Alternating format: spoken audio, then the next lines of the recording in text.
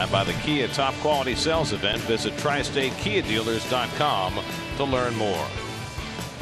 Take advantage of a special Coca-Cola combo offer in select seating areas during all remaining Mets home games. Tickets start at just $19 and include a $10 food and beverage credit, so you can cheer on the Mets while enjoying your favorite Coca-Cola products.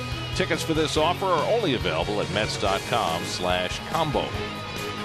Time for greater coverage of baseball, brought to you by T-Mobile. Unusual event last night in Cleveland. Tyler Naquin, the walk-off inside the park home run in the Indians' 3-2 win over Toronto. Only the 6th time in the last quarter century that's happened. The Indians building a 7-game lead over Detroit in the American League Central with their win last night. Here in San Francisco, Mets trying to get themselves their first win in this series. They'll have Bartolo Colon on the mound. First pitch coming up from San Francisco.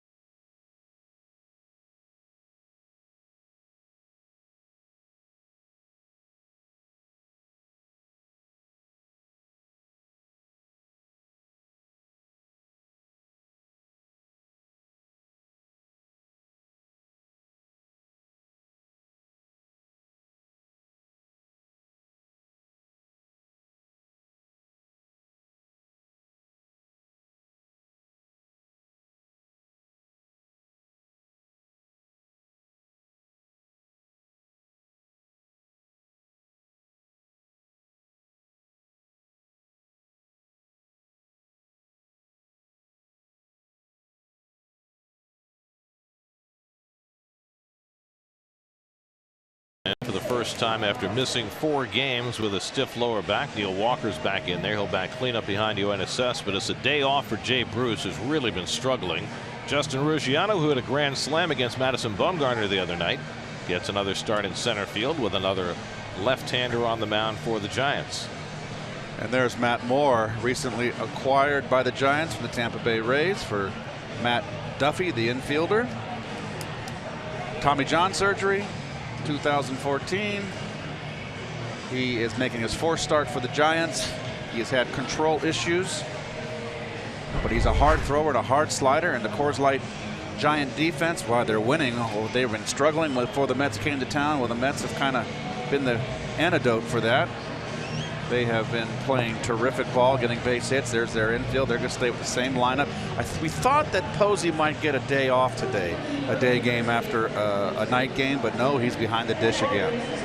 Sometimes when they don't want to catch Posey day game after a night game, they'll play him at first base, but Brandon Belt had a good night last night, so they didn't want to sit him, and so Posey behind the plate again today, despite the fact that he missed a couple of games last week with some back issues. And Gare is 40 games left in the season. It's the time when the going gets tough, the tough get going, you got to go with the whip. I've heard that. Jose Reyes leads off. First pitch from Matt Moore in for a strike, and we're underway. Reyes 4 for 4 last night. For Jose, it was his 24th career game for the Mets with 4 or more hits, the most in club history, and he drives this one deep to center field. Back goes Span, back near the wall, and it's off the fence, and Reyes will pull him to second base with a leadoff double. So after 4 for 4 last night, Reyes begins this afternoon with a long double to center field. Well, I noticed, Garrett, and I said when he first came back to the Mets that he had not lost his bat speed, and therefore he will hit. And it's just a matter of rounding Jose rounding into shape. He's missed a lot of time. And there you go, 5 straight líneas. And he now has 12 extra base hits through his first 98 at bats. So Reyes producing at the top of the batting order. Notable yesterday, though, he was 4 for 4 and never scored a run. Yep. One of those was his base running blunder in the first inning, getting thrown out on a short wild pitch. Nonetheless, the Mets need to find a way to bring Reyes around, as Dribble Cabrera moved up to number 2 in the batting order after going 1 for 4 last night in his return from the disabled list. And he goes after the first pitch from Moore and fouls it back. Like Cabrera in the 2-hole, he handles the bat. The only drawback with Cabrera up in the 2-hole is that he doesn't run. He hasn't got great speed. But this is not a Mets team that relies on speed by any stretch of the imagination. Cabrera hitting .290 as a right-hand batter, much better than he's hit from the left side. And Moore bounces the breaking ball, and it's 1-1. Notice the defense, Gary, on the right side of the Giant infield. Brandon Belt has been playing way over in that hole where I used to like to park myself. I love to see that. You very rarely see it in today's game. Why do you very rarely see it in today's game? I don't know why, but there wasn't a lot in my time, too. That was extreme. I'd like to take away the hole, and I will expound on that briefly after this pitch. Hole toward the hole, and Cabrera's got a base hit. Reyes had to hold up. He'll go to third and stop there. So back-to-back base hits for the Mets to start the afternoon. First and third and nobody out. Quick start for the Mets here.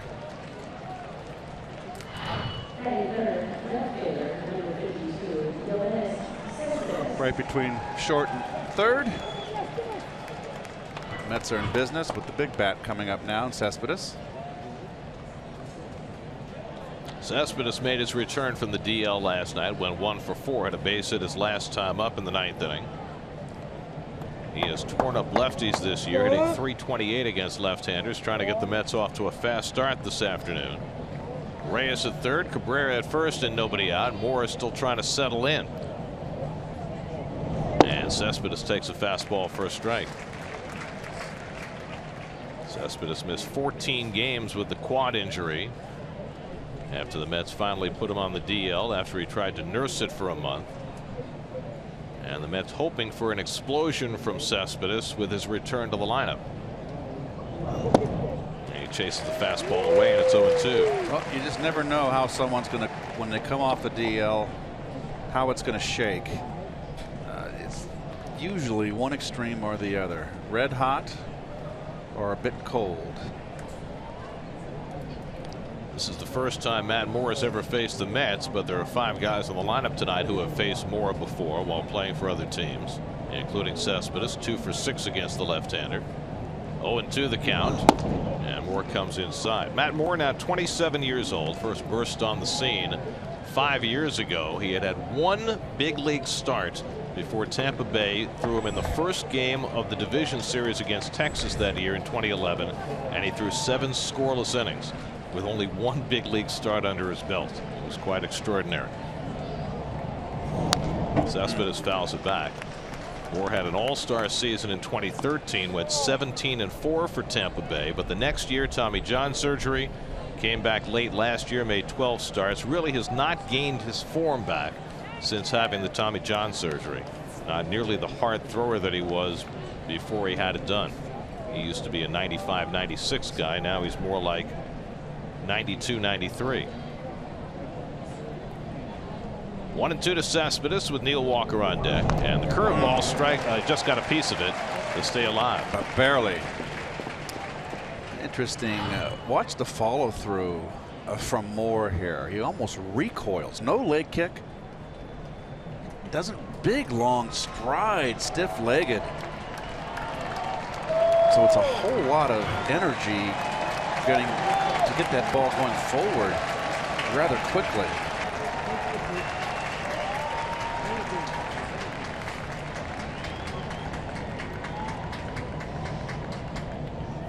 One-two coming, and Cespedes fouls back the fastball. Giants needed to replenish their rotation with the struggles of Matt Cain, who wound up on the disabled list, and Jake Peavy, who's now in the bullpen. So they made the move for Moore at the trading deadline, trading away Matt Duffy, who had a great rookie season for the Giants last year. A move they felt they had to make to get their rotation ready for the stretch drive.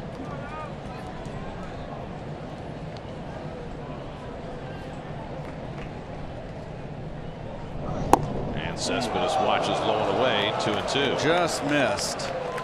And I think it fooled Cespedes by his reaction here, Gare. I think if that had been knee high, Cespedes would have been struck out. But it was a tad low. Mark Carlson, the home plate umpire, saw it that way. So 7 pitches deep in this at bat. Moore still looking for his first out of the afternoon. Reyes at third, Cabrera at first. 2-2 coming. And Cespedes fouls off the curveball and stays alive. Mark Carlson calling the balls and strikes. 2 young umpires on this crew, Fagan and Walcott at the corners. Brian Gorman, the crew chief, at second base today. Cloudy this morning. Clouds starting to burn off. Cloudy all morning. It's the marine layer. They don't call them clouds in California. Fog. Morning fog may chill the air. I don't care. About 60 degrees at game time. I'll have to go back to that in a second, Keith. Here's the 2-2. It's in the dirt, and Cabrera gets trapped between first and second. See if Reyes makes a break. Belt gets it to Crawford, and Cabrera's tagged out without Reyes ever moving. And that's the first out of the day. I don't know where Cabrera was going. A ball that Posey was able to short hop out of the dirt, and I suppose Cabrera thought that it was going to get away from Posey, but it did not. And so just as was the case in the first inning last night when Reyes got thrown out, a potential wild pitch turns into an out. I've got to see what went on with Cabrera here from the get-go.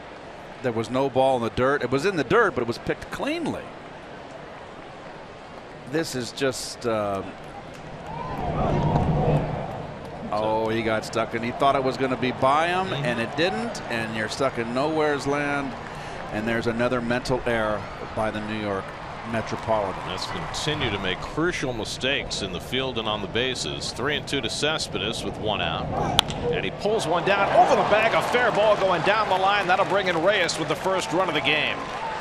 Cespedes cruises into second base with an RBI double. The Mets with 3 straight hits to start the day, and they take a 1-0 lead. A 10-pitch at bat for Cespedes, and he rings up his 60th RBI of the season. Fastball in, turns on it, bullet past Nunez at third, and that would have set up a second and third here. I don't think Cabrera would score on this double.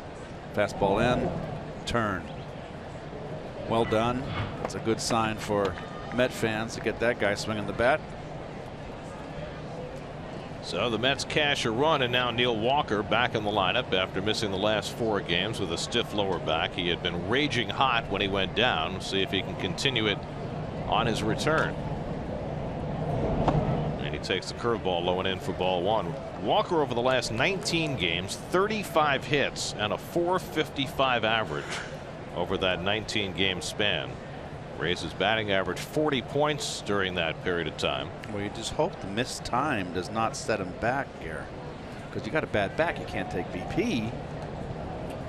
Well, he was feeling much better yesterday, did a lot of work on the field, and pronounced himself set to go for today as Moore misses inside 2-0. Now, of course, Neil's going to be leaving the team sometime in the next couple of days because his wife Nikki is overdue to give birth. Of course, that could be on the off day Monday, and that would work out better in terms of timing for Neil not missing as much time. He pulls one down the left field line, And that's just foul. Moore is not. I thought Moore was a harder thrower than this. When he's throwing 90, 91. He's pretty straight, Garrett. He's got a down slider. He's throwing right-handers too much in. It's predictably in. You can look in there. He's got to start mixing some pitches away. Can't just keep pounding the inside corner. I don't care how hard you throw. Moore got lit for 5 runs against the Pirates in 6 innings in his last start. It was 7-7 with the Rays before the trade was made. Overall, his ERA 4.14. As we said earlier, he's not the hard thrower that he was before he had the Tommy John surgery. Definitely has lost a few miles off his fastball. He was dynamic when he first came up. 2-1 to Walker with Flores on deck. Moore still has not retired a batter. The only out he got was on the base running mishap by Cabrera. Cespedes is second with 1 out. And he skips one in to Walker, and it's 3-1. Moore has been battling control problems his whole career, and particularly since joining the Giants. 14 walks in 18 innings.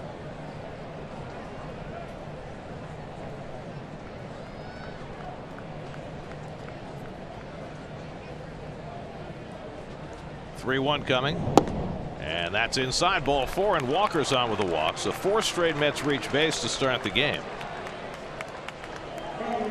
And now 2 aboard for Wilmer Flores. Well, someone like Moore is a good matchup for Wilmer. Fastball, straight, likes to pitch in. Wilmer loves that ball from the left-handers. Down, middle in. Cespedes at second, Walker at first. Flores hitting .349 against lefties. 8 of his 12 home runs have come against left-handers. Playing first base and hitting 5th today. And he takes a changeup for a strike, 0-1. Go figure, right? Can't find the plate. Get up. I've got an idea. You've watched him pitch to the first 4 batters. He throws a changeup first pitch. Got to change the game plan somehow. For a strike. Had not been working to this point. 3 straight hits and then a walk to Walker. 0-1 coming to Flores, and the curveball misses inside. A ball and a strike. It's got a good little down breaking ball.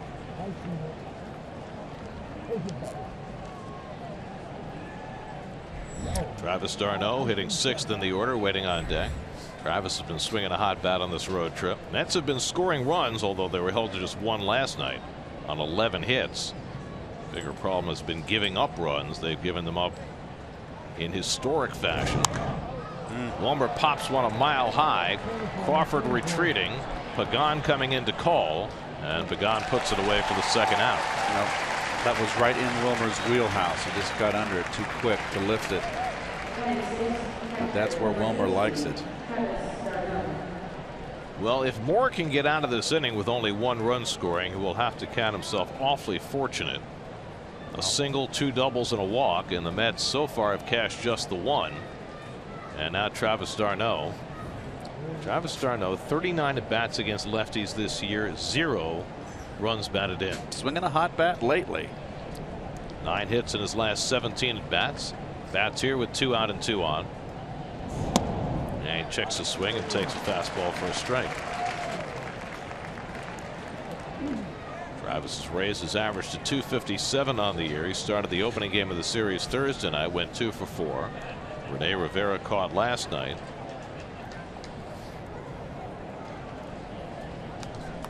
'25th pitch of the inning for Moore is up and away, and it's a ball and a strike. Moore doesn't really follow through on his fastball. He's just got a strong arm. Just like a country hardballer.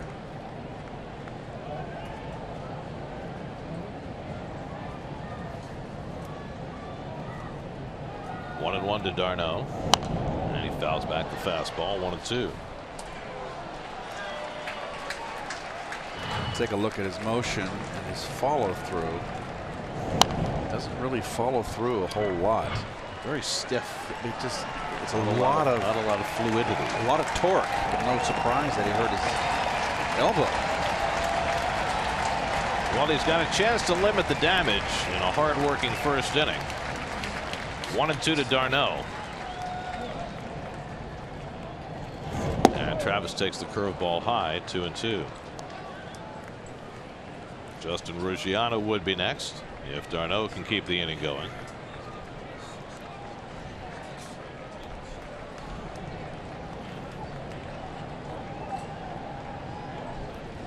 Two out, 2 on, 2-2 to d'Arnaud. And Travis tries to lay off the curve and stop the swing in time. Full count. Nice block by Posey. And early in this first inning, did not swing. Moore having a hard time getting that breaking ball over. Threw that one changeup to Flores. Wonder whether he would come back to it on 3-2.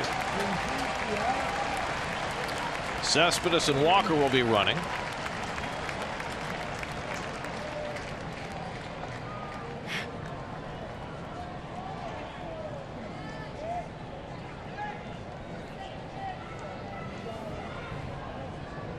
Three-2 on the way and foul back.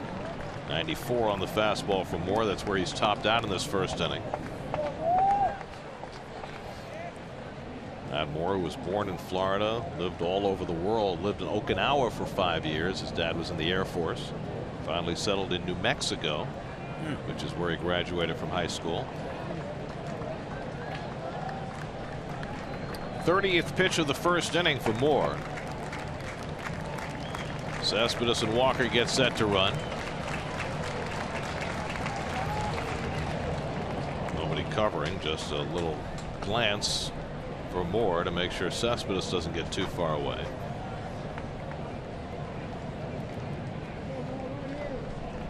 Probably going to score on a base hit to the outfield anyway with an automatic start. Yep. 3-2. And d'Arnaud strikes out on the changeup to end the inning. So he did go back to the change on 3-2. And the Mets scored just 1 run in the opening inning despite 3 hits and a walk. 1-0 going to the bottom of the first.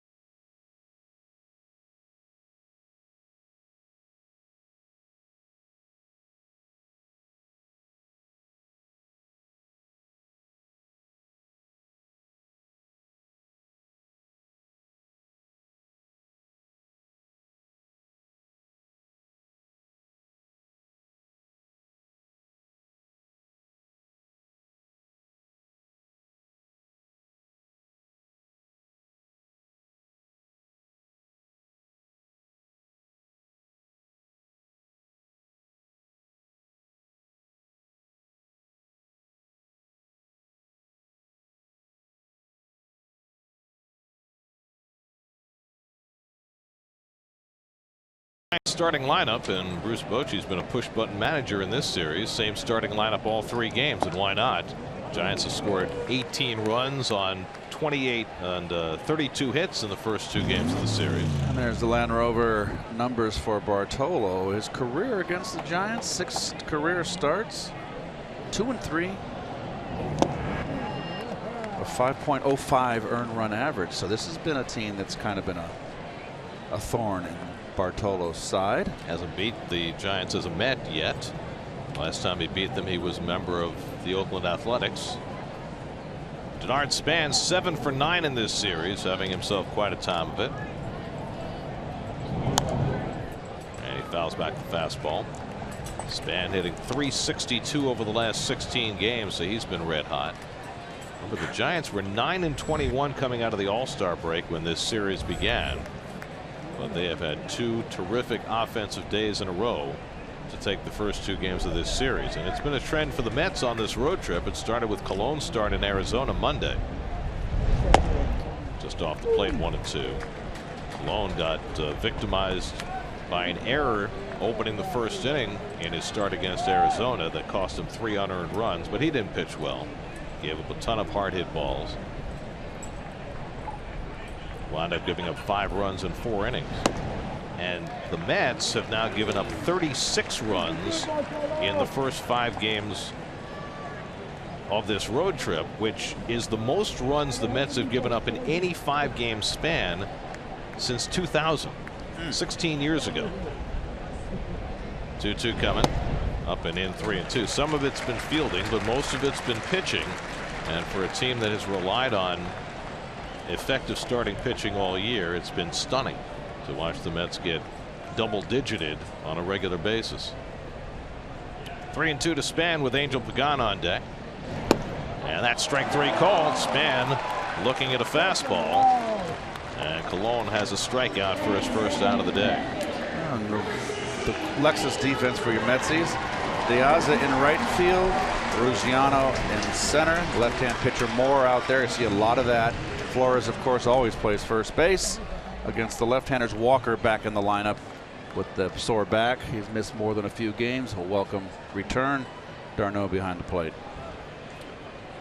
Well, here's Pagan, who's riding a 17-game hitting streak, and he tries to bunt his way on, and he couldn't have rolled it out there any better. Make it an 18-game hitting streak for Angel Pagan. A perfectly executed bunt.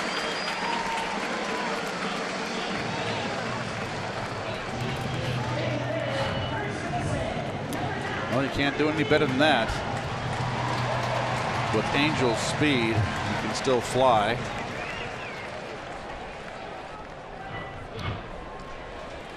So the Giants have a 1-out base runner. Now Brandon Belt.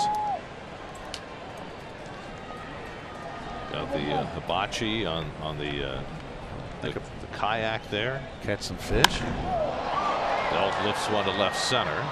Cespedes calling for it.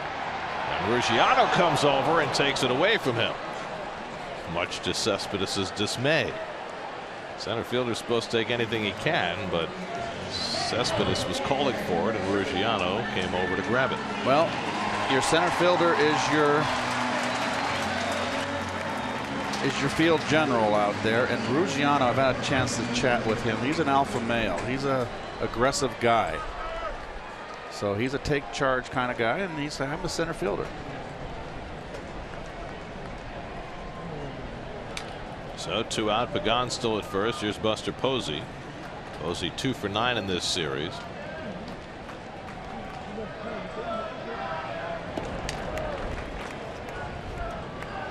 Pagan 13 stolen bases this year. Colon generally does an outstanding job controlling the running game, but his last 2 starts, Arizona, which had itself a field day against the Mets with their stolen bases, took a little bit of advantage of him.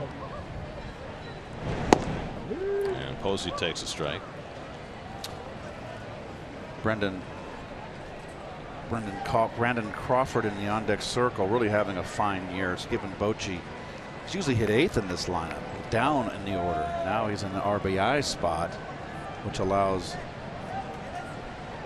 the Giants to have a right, left, right in the middle of that order. Very nice for Bruce Bochy, the left-hand hitting Crawford. Certainly made some of the bullpen decisions more difficult for Terry Collins in this series. Mets made a bullpen move today. They sent Eric Goodell back down to Vegas. He's been struggling the last few outings. And Jim Henderson, who's been on the disabled list since June with a little bit of a shoulder problem, is back on the active roster.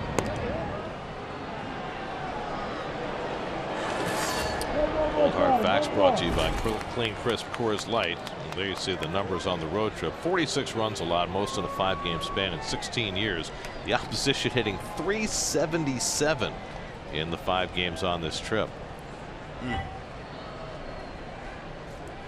Pagan dancing off first, and Posey takes a strike, and it's 0-2.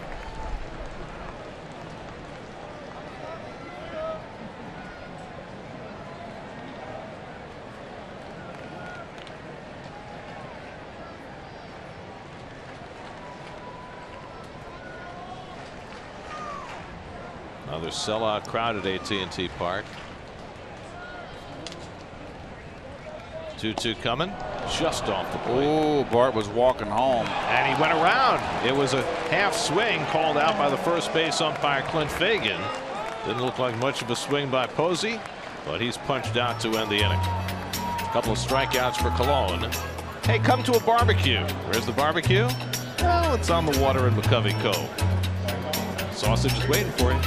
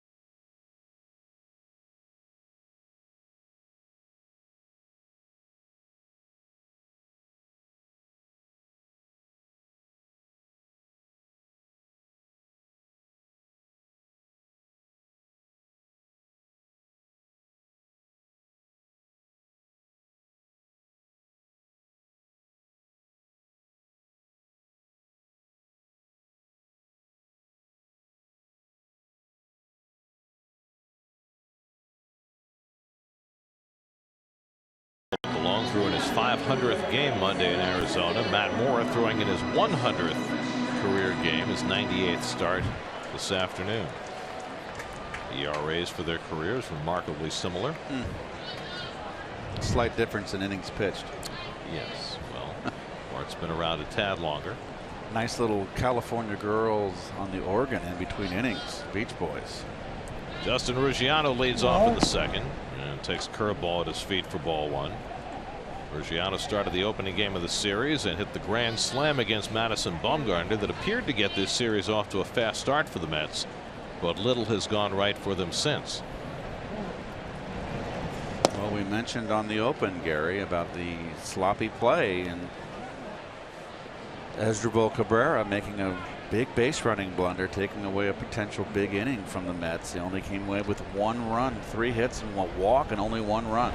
3 hits, including 2 doubles. It's making the least of the most, but the Mets have had a habit of doing that this year. It's certainly been an ongoing concern that they haven't hit with runners in scoring position, but now their base running has been questionable as well. Ruggiano bounces 1 foul. Oh. Ruggiano's only had 15 big league at bats this year. He started out the year with Texas, played in 1 game before they sent him down. He was released by the Rangers, signed by the Mets, and now getting a chance to play after a stint on the DL. And he chases the fastball out of the strike zone.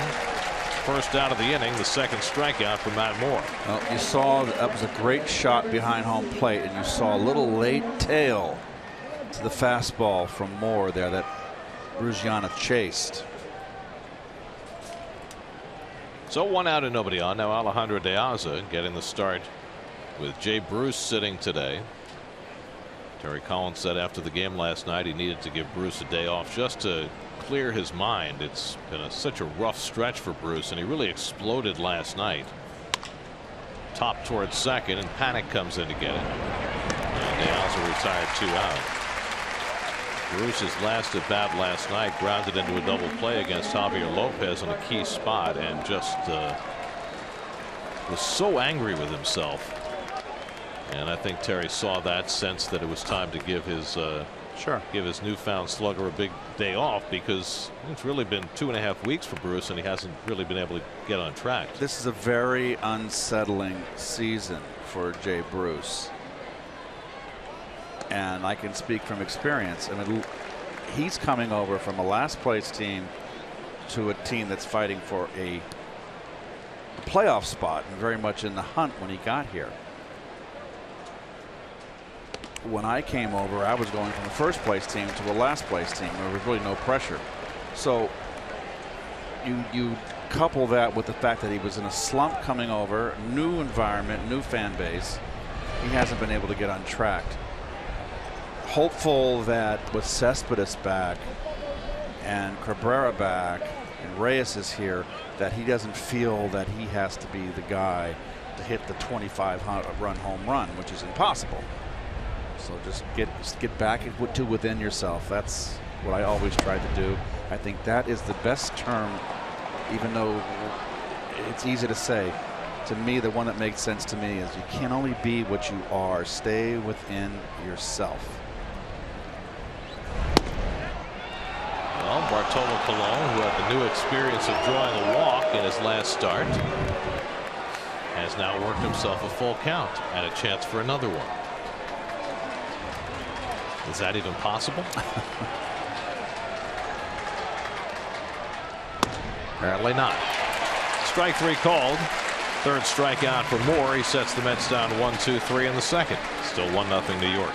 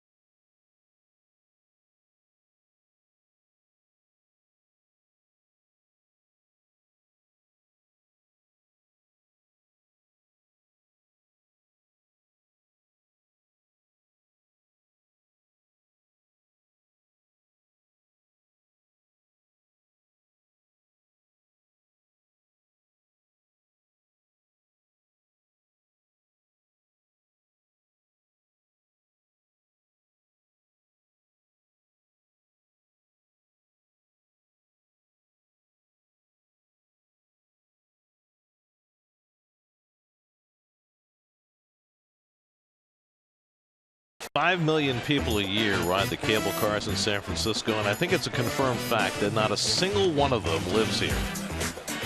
It's a great tourist attraction, though. They go 9 miles an hour. That's Alcatraz in the background there. There's Alcatraz in the fork of the background. Brandon Crawford takes a strike from Bartolo Colon as we start the bottom of the second. Brandon, who grew up in the San Francisco area, having another terrific year, hitting .275 with 74 runs batted in, 4 for 8 in this series. Crawford fouls back the fastball from Colon, 0-2. Hunter Pence on deck, then Eduardo Nunez for the Giants, who start the day a half game in front of the Dodgers, who lost to Cincinnati last night.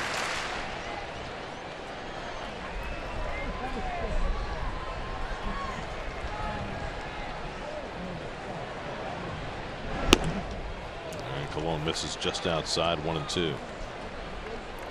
Tremendous moment in that Cincinnati win over LA last night. Reds relief pitcher Michael Lorenzen had just come back to the team after the death of his father. His first appearance in relief, he gets a turn at bat and he hits a 3-run homer. I mean, that's fairy tale stuff, right? Yes. I mean, he was so emotional both before and after. It's amazing that you can get yourself to the plate in a situation like that. And he's a pitcher. He's not supposed to hit home runs, but to do that in your first game back after your dad passes away. Would be a very emotional moment, would it not? Well, it seemed like the entire team was really caught up in it. 1-2 to Crawford. Off the plate with the fastball, 2-2. And the Reds have been playing better. They won 3 in a row from the Marlins and then beat the Dodgers last night. So a team that has struggled all year trying to get out of last place. Pulled down to first, a fair ball over the bag and down the line. Off the jutting stands, Crawford heads to second and pulls in with a leadoff double.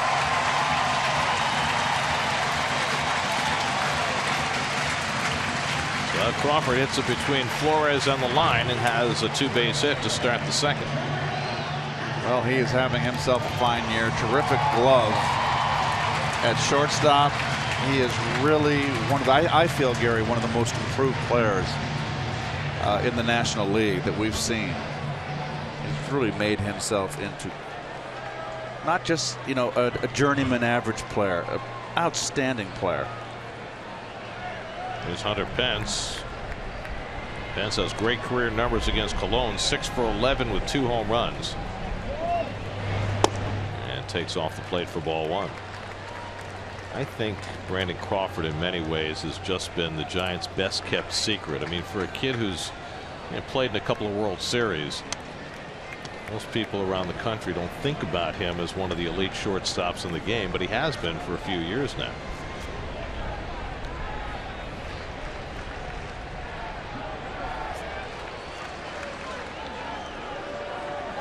Well, he made a lot of errors his first year at shortstop, and I think most in the National League in his rookie season, second most, excuse me, and now he's one of the premier fielders in the game, not just the National League. 1-1 to Pence. Let's see what Pence does here. Mr. Unpredictable, Mr. Unorthodox, Mr. Cut and Slash. See if he gets the runner over or over and in. Nice view from the upper tank there. Pence missed more than a month and a half with a hamstring injury, had been struggling since coming back until this series. And Colon throws him a high fastball that Pence swings at.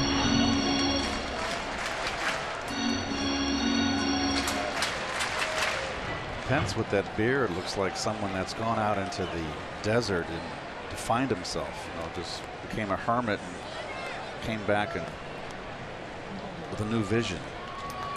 It's like Tom Hanks from Castaway. Here's the 1-2, and he reaches for it and fouls it off. Yeah, he's a very nervous hitter too, very fidgety up there. But whatever works. We've seen it since the first time we saw him in Houston as a rookie. He just doesn't do anything in an orthodox fashion. He's got what looks like an uncomfortable stance at the plate, the way he runs, the way he throws. He's just a great player. He just does things differently. 1-2 coming. And this is low and in. 2-2. Eduardo Nunez waiting on deck. He's had a terrific series so far.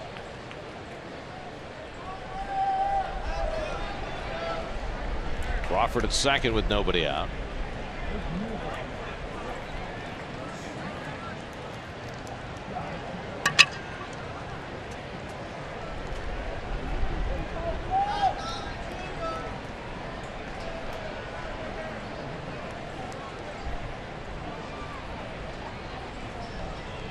Two from Colon, and Pence sits at the shallow right. It may fall in. De Aza has to play it on a bounce. And the Giants have runners at first and third. A pop fly single for Hunter Pence. Not a pop fly, Garrett. That is a blooper. Is that still fashionable to call it a blooper? Sure, why not? It's a blooper. Call it a duck snort if you want. No, it's a bloop. Either way, it's first and third. See Crawford right there halfway.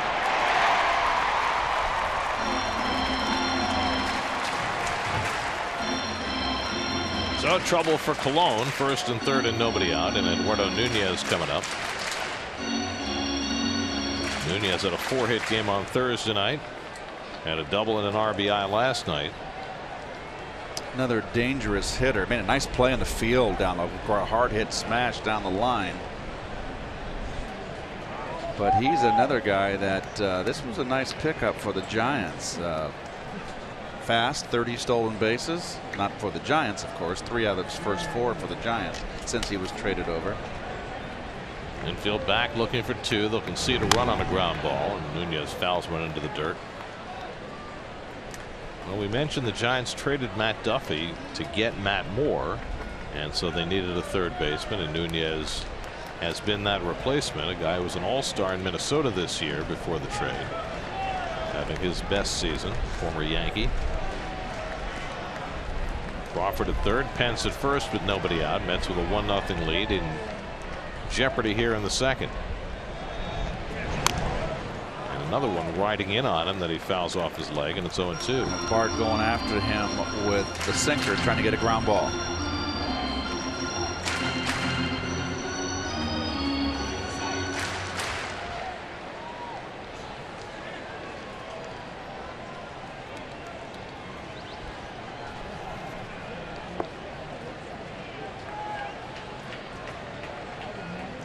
Two-strike count on Nunez with Joe Panik, the number 8 hitter, waiting on deck. And Nunez grounds one foul.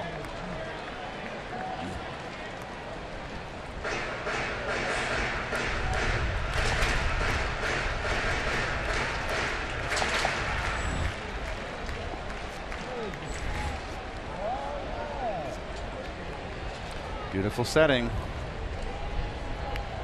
The East Bay Hills. That's across the bay. Oakland's over there, over yonder. Right. Slap toward first and just foul. If it was a fair ball, Wilmer probably would have had it. But Nunez just missed. Well, this is something the Giants have been doing all series, Gary. That ball just barely got fouled. Umpire does a nice little Fred Astaire. Get out of the way and make the right call.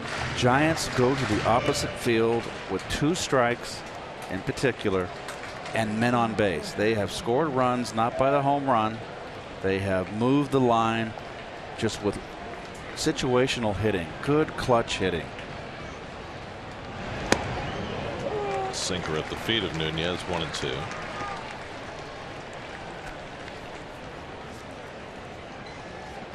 Bruce Bochy's team has struck out fewer times than any team in the National League. Putting the ball in play with 2 strikes is a big part of their game. 1-2 coming, and Nunez strikes out. That's the first out of the inning. I tell you what, Bart pitched him pretty tough right there. Tip your hat. And he basically pounded him in. Look at the sinker. That's just good pitching. Good sequence of pitches from Bartolo. Third strikeout for Colon, who struck out only 1 in his 4 innings Monday night in Arizona. And he'll take on Joe Panik with first and third and 1 out. Panik 2 for 6 in this series. Scored 3 runs last night. Key play in the game last night in the 7th in a 1-1 game. Panik was intentionally walked and was the last man Seth Lugo faced. Lugo was outstanding in his first major league start. And Panik stabbing at a bunt attempt. What is that? I don't know.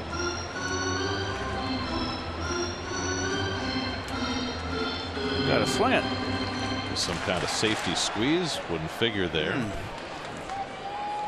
Got the pitcher Moore, an inexperienced hitter, standing on deck.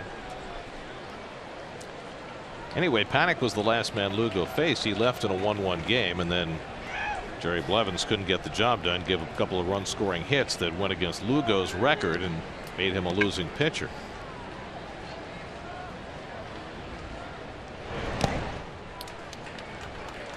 One and one to Panik. Terry Collins said today, talking about the move to walk Panik, he says this guy just kills us. Didn't want to face him. Yeah. Much rather see A.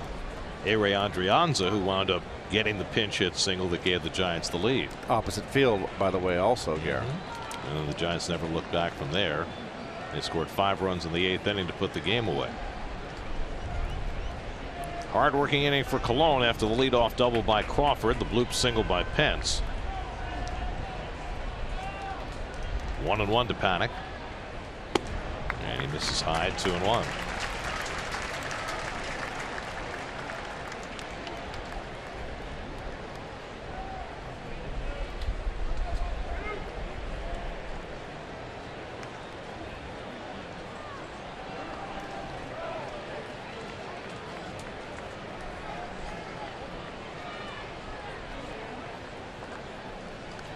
Now the 2-1, and that misses badly.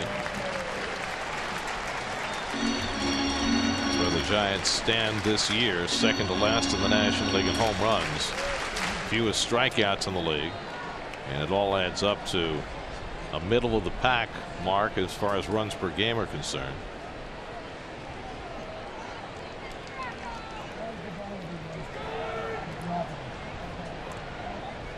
And Panik gets a double play ball right to Cabrera. The step and the fire for the 6-6-3 double play that ends the inning. So Colon with a master escape there. The Giants at first and third and nobody out, and they do not score.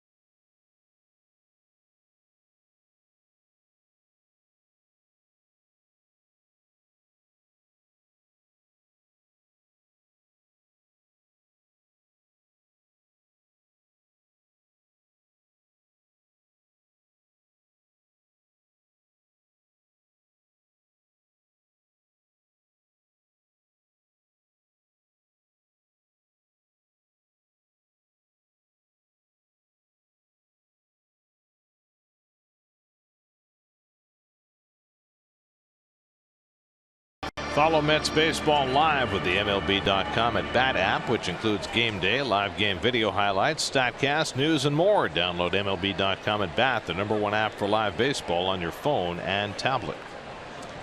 Third inning, 1-0 New York. Jose Reyes, who led off the game with a double, leads off the third against Matt Moore. Reyes now with 5 hits in his last 5 at bats.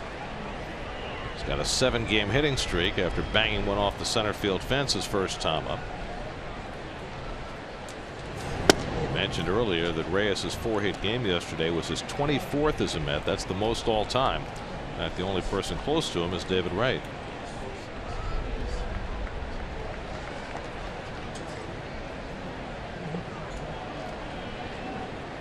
Moore behind him, 2-0, and Jose takes a borderline strike, 2-1. As Dribble Cabrera on deck, and then NYN AT Cespedes for the Mets in the third. Reyes, who had been filling in at shortstop since coming back from the DL, back to third base the last 2 days.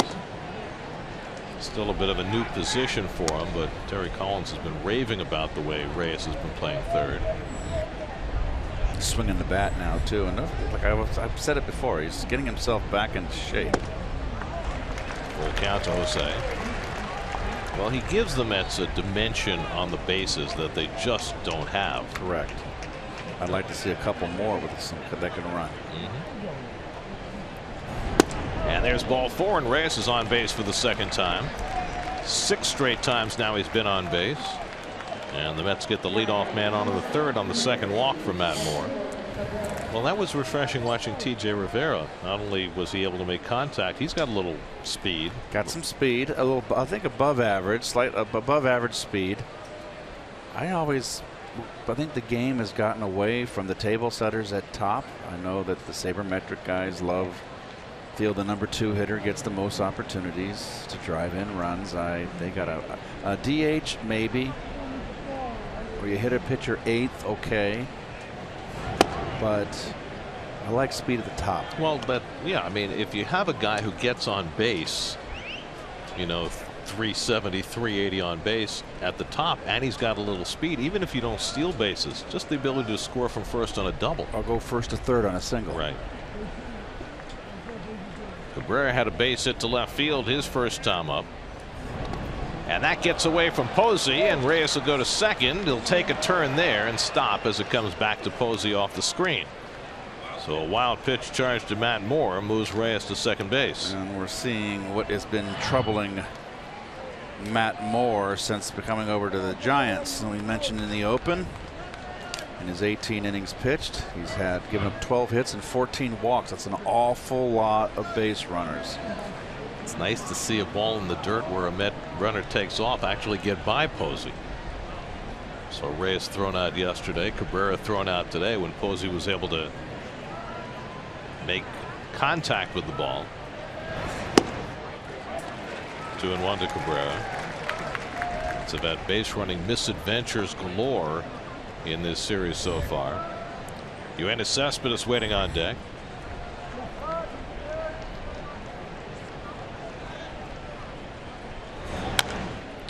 It's dribbled foul.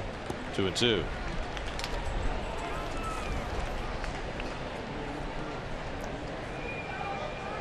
Missed it last night. Those were the golden locks of Dribble Cabrera you saw there briefly. Yes. Looked like what was the movie with Rutger Hauer and oh gosh, great film, sci-fi film. You've gone to a neighborhood that I'm not familiar with. He played Han Solo. Who played Hauer? Rutger Hauer. I'll think of it, folks. Just don't pay attention. And to me. could you make the connection with Dribble Cabrera and his hair? Same hair. I see. Dyed that peroxide blonde. Cabrera strikes out, or did he get a piece of it? He just got a piece, and he keeps the at bat alive. Blade Runner. The movie Blade Runner. Did it have anything to do with the pickup? He had hair like that.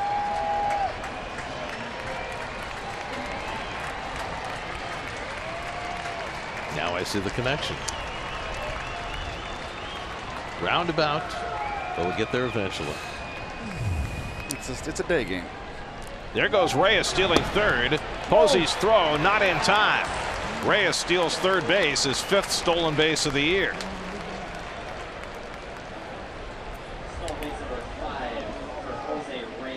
It's nice to see the Mets doing it instead of someone going to the Mets. Well, the Mets have 29 stolen bases now in 123 games. And that's with the 5 for Reyes. It gives the Mets a dimension they don't otherwise have. The infield stays back. 3-2 count to Cabrera with nobody out. And as Dribble launches one to left field, back goes Pagan. Reyes tagging, and Pagan makes the stumbling grab, and Reyes trots on in. That one almost eluded Pagan. He's able to make the catch. It's a sacrifice fly for Cabrera, and the Mets have a 2-0 lead with Reyes scoring both runs. That ball just almost got by Pagan. Nice catch.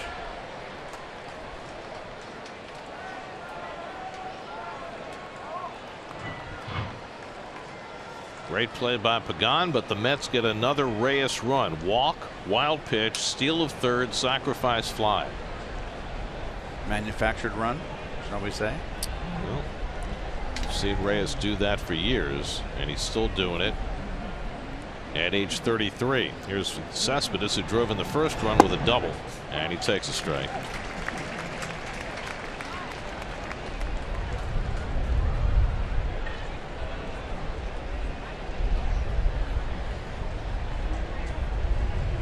Cespedes had a 10-pitch at bat first time up, and that one eludes Posey on the curveball. 1-1. Posey just said, I'm not going to get down and try to block this one. There's no one on base. Did you just see the juxtaposition in the dugout of the Mets left side of the infield? Reyes and Cabrera and their hair colors. Oh, I missed it. Okay. Well, there's Cabrera with the platinum blonde. Reyes is more of a strawberry blonde. Well, yeah, reddish. Cespedes, deep center field. Span goes back, takes a look, and it's out of here. Yoenis Cespedes with his 23rd home run of the year. Second extra base hit of the day, and this was a bomb, and the Mets have a 3-0 lead.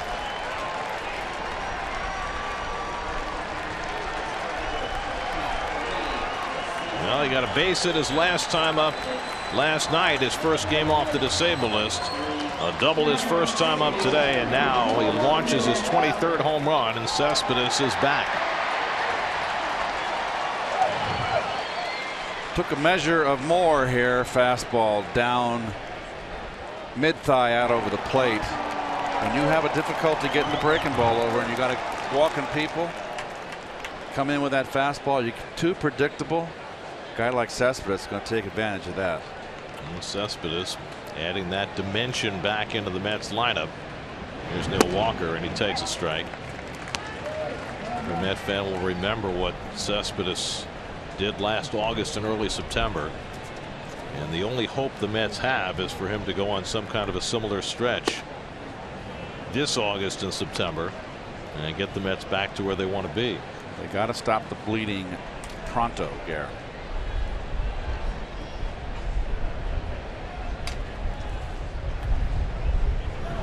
Walker with a check swing liner into the glove of Belt for the second out. Well, he's talking about what he hit, and it was a fastball out over the plate, mid-thigh, deep part of the ballpark, way out. There you go, right on the fat of the bat. That's where you want it. Look at the eyes on the ball. Powerful follow through, full extension.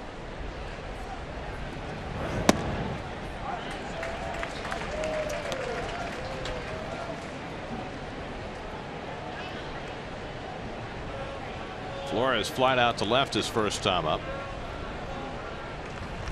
And Wilmer hits the curveball on the ground to short. Crawford takes care of him to retire the side, but the Mets cash a couple in the third. Reyes builds one by himself, and then Cespedes takes care of the other one by himself. One big swing against Matt Moore for his 23rd home run of the year. And the Mets with a 3-0 lead in the third in San Francisco.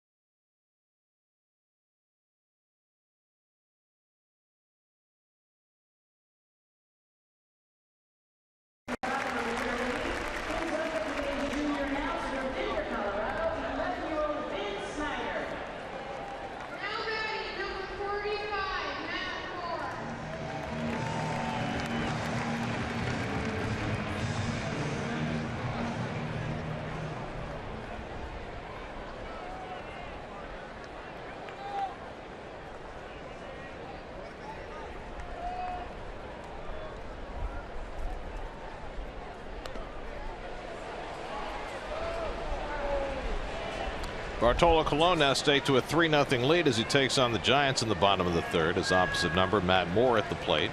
Moore's only had 18 career at bats, having spent his entire career in the American League before the last couple of weeks.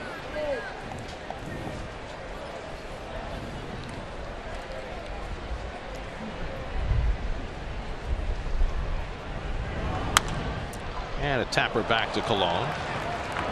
Moore retired, one away. Just off the peninsula that contains the city of San Francisco is that little island, Alcatraz. Little piece of rock. The Birdman from Alcatraz. Clint Eastwood made the movie there. Escape from Alcatraz. Nobody ever really escaped, did they? Well, there was one case where they think that there was one case of a possibility, but the currents are so strong. And the San Francisco Bay is not that deep. It's a very shallow bay. Well, you're not going to walk off Alcatraz, no matter how shallow the water is. One person can walk off Alcatraz. They say that 36 people tried to escape, and that maybe one made it. Maybe. The currents are just so strong. Span fouls one off d'Arnaud and back, and it's 0-2. Sharks? Are there sharks in the waters? Well, there's a lot of sea lions, and there are great whites here, and the great whites will follow the sea lion. They love the sea lion, and they're not. They don't need warm water. The great whites. They can go into cold water. They can come get you. And if they can't get the sea lion, they get you. Here's the 0-2 coming, and Span fouls it off. I've been told that there's 7 different kinds of sharks that live or reside in the bay. There's the Farallon Islands, which is around what, 20 miles, Gene? 20 miles, Farallon Islands? You don't know? Okay. 26? It's a beautiful island out there. He's consulting his geography expert. It's a marine preserve out there, and it's fantastic. Beautiful island.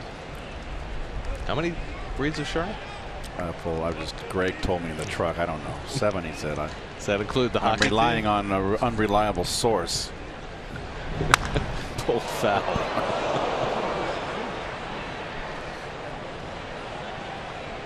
I mean, you're a native. You're supposed to know all this. Well, the water's too cold to go in. Trust me. You need a wetsuit out here. You need a full wetsuit if water's freezing, because you get the currents from Alaska, not from the south. Really? Oh, it's freezing. Directly from Alaska. Well, yeah, the north. It's a long way away, Alaska. Yep. Book it. Dano? No, that's Hawaii. I've been out in those waters when I was a kid, and I wasn't my cup of tea to be out there. The water's freezing. You know, the folks at Elias did a little calculation for us today. There's the 2-2 from Cologne, and Span rips one deep right field, headed toward the drink, and it's out of here. Into McCovey Cove, Denard Span with his 7th home run of the year cuts the Mets lead to 3-1. And that guy got cold and got the baseball. Span's having a great series. That's his 8th hit and 11 at bats, and he crushed that. It looked like a high fastball here that he just jumped on. The little guy showed some pop.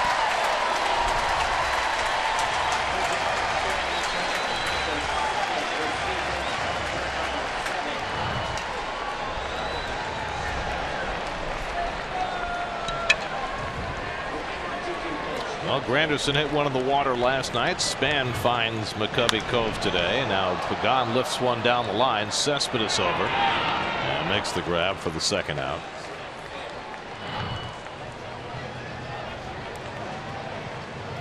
There it is. Nice level swing. You do not have to swing up to hit a home run. This was a line drive out of here. Crushed. Just got under it enough.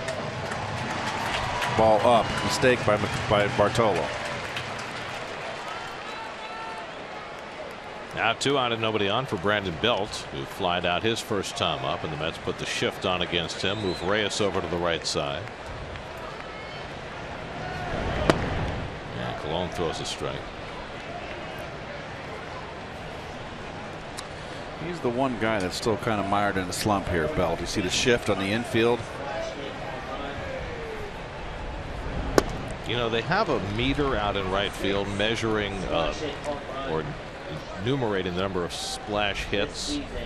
In other words, balls hit in the water, but they only count the ones the Giants hit. They don't count the ones the opposition hits. They should keep track of both, don't you think? Well, they announced it in the press box when Granderson hit one last night. Right. They said it was the 40th one that the opposition has hit, and now there have been 71 by the Giants since they opened this park in 2000. Seems like there should have been more, but anyway, it's not really a measure of how many splash hits there have been. It's how many splash hits the Giants have had that's up on that board. the home team. The home team. The orange and black. Strike 3 called. Belt is caught looking on the 2-seamer from Cologne. And Bart has his 4th strikeout of the day. Span's home run gets the Giants on the board. Mets still up 3-1 after 3.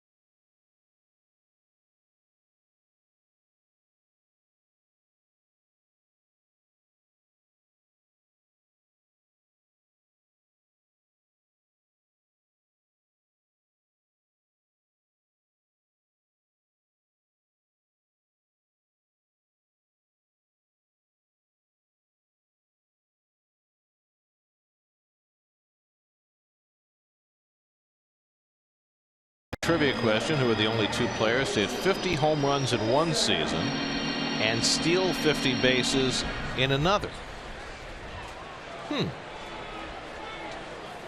Gregor Blanco's taken over in left field for Angel Pagan. Remember when Pagan reached for that ball that Cabrera hit? Looked like he winced. I wonder whether he hurt himself on that. So Pagan has come out. Blanco is in. Travis d'Arnaud leads off the 4th inning against Matt Moore and takes curveball for a strike. d'Arnaud struck out his first time up. Ruggiano and De Aza to follow for the Mets, who got a run in the first on a Cespedes RBI double, 2 in the 3rd. Ball strike, and it's 0-2. Reyes stole a run in the 3rd, and then Cespedes hit a home run. So Cespedes with 2 of the 3 runs batted in for the Mets today. And d'Arnaud hits one out to center field, chasing Span deep, and he gets back there to make the catch.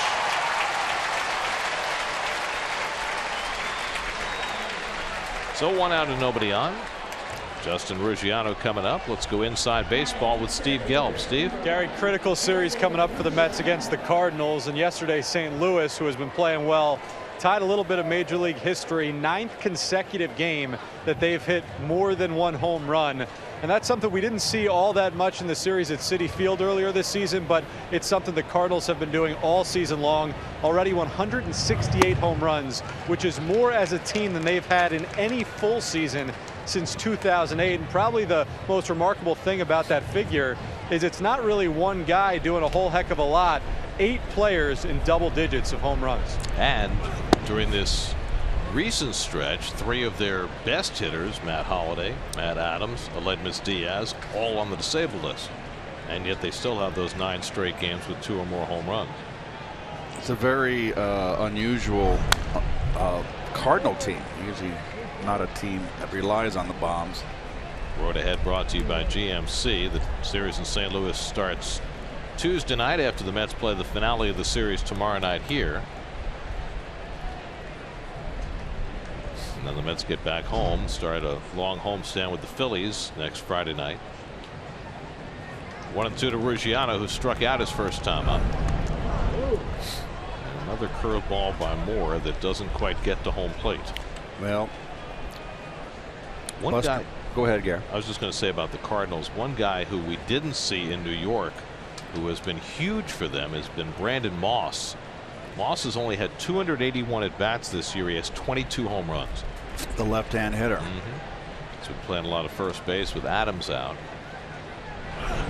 I always feel the Cardinals and the Giants seem to find players that come and help them. They bounced around and they get good years out of them. And I really think it's all about a positive work environment. It's a pleasure coming to this park. It's a pleasure playing in St. Louis.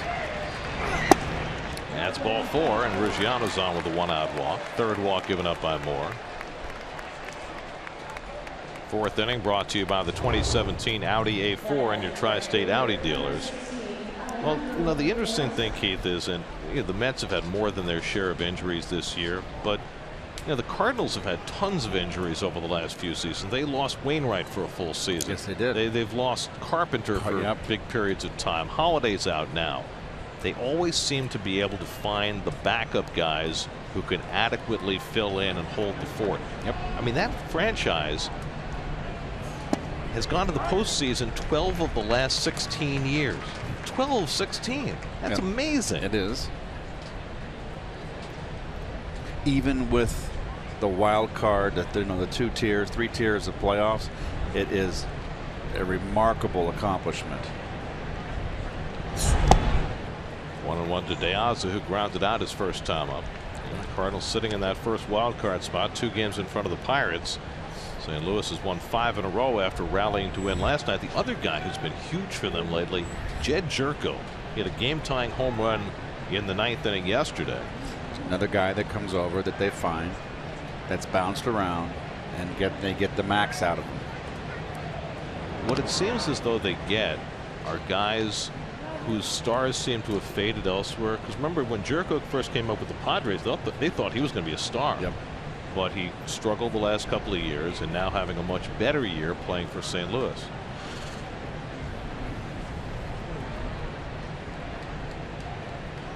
Ruggiano at first with 1 out. Colon on deck. And De Aza swings through the fastball, 1-2. Matt Moore had to wind his way through a 30-pitch first inning. So his pitch count's a lot higher than he'd like it to be at this point. He's also walked 3 batters. It's been kind of the norm for him. He's now walked 17 batters in 21 1/3 innings since joining the Giants. Tough to win that way. Put your fielders to sleep too. If you look at his overall numbers this year, he had not had that kind of control issue in his starts with the Rays. So for whatever reason, in these now 4 starts since coming to the National League, his control has eluded him.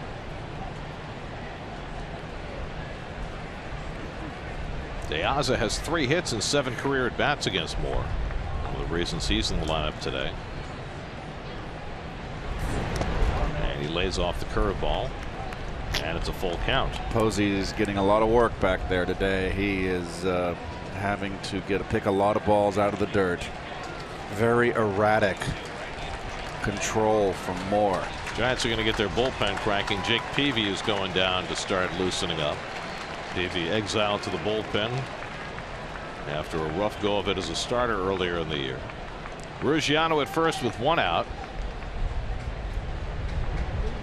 Not running, and De Aza fouls it off.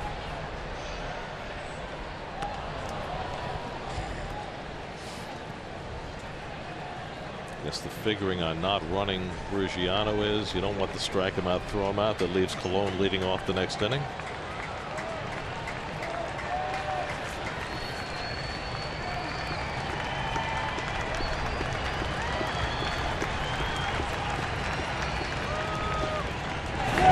And De Aza yanks that one foul. Final game of this series tomorrow night. Noah Syndergaard for the Mets. Jeff Samardzija goes for the Giants. It was originally a day game, but it's now an ESPN Sunday night game, 8 o'clock Eastern. Syndergaard finally got that elusive 10th win. There he is. Well, it took his own home run to do it. It certainly helped. He pitched much better than his numbers show. Slow ground ball, might be 2. Panic with the flip. Crawford with the turn. In time for the double play. Side retired. 4-6-3. So by not sending the runner, Mets end up with an inning-ending double play anyway, and Colon leading off the next inning.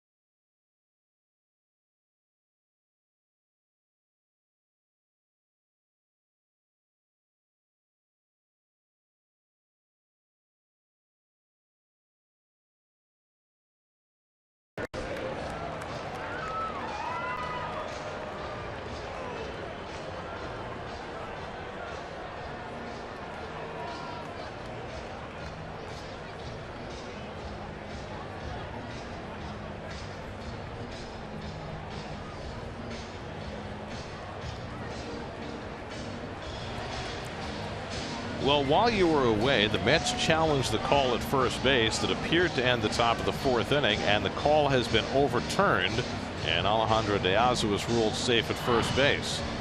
Here's the play. You see his foot hits the bag just a shade before the ball hits the glove of Brandon Belt. So you wonder, why are the umpires still on headsets?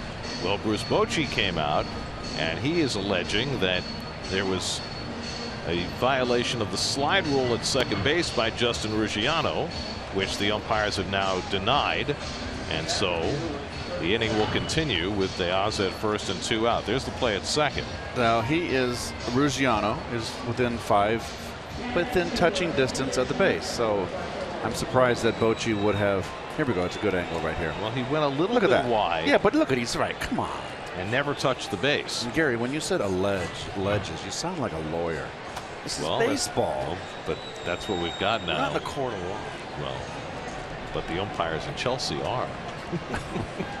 So Colon will bat, and he grounds one to third base, and now the inning is officially over. And what that does for the Mets is it clears the pitcher spot for the next inning and allows the Mets to have the top of the order coming up. So it's 3-1. Mets with the lead going to the bottom of the 4th. Let's take another break. Don't touch that dial.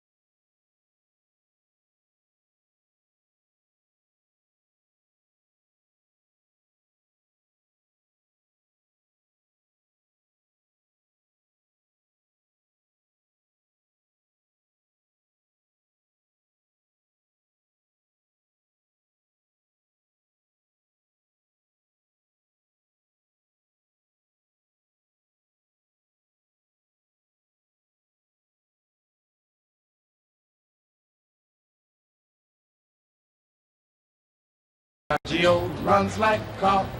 Goodness.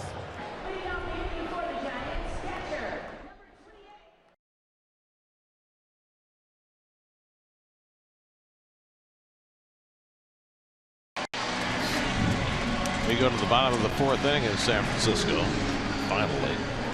Well, Buster Posey will lead off for the Giants against Bartolo Colon. Mets with a 3-1 lead. Posey struck out on 3 pitches his first time up. When we came on the air today, Keith mentioned, and it was certainly a valid point, that it was a little surprising to see Posey in the lineup today. Posey's had a back issue. He's catching a day game after a night game. But with the Giants rolling the last 2 nights, Bruce Bochy didn't want to mess with his lineup, and so Posey in there. And it's been a rough afternoon for Posey. Strikeout is only at bat, but Matt Moore has been all over the place, and Posey's had to do a lot of extra work behind the plate, blocking curveballs in the dirt. Double duty. It's not easy to be a catcher, and that man will know right there. Bruce Bochy, of course, was a long career in the big leagues as a backup But catcher. he only played once a week. Yes, he did. Sunday Bruce Bochy. Had the biggest helmet in the league, too. There's your Porsche leaderboard.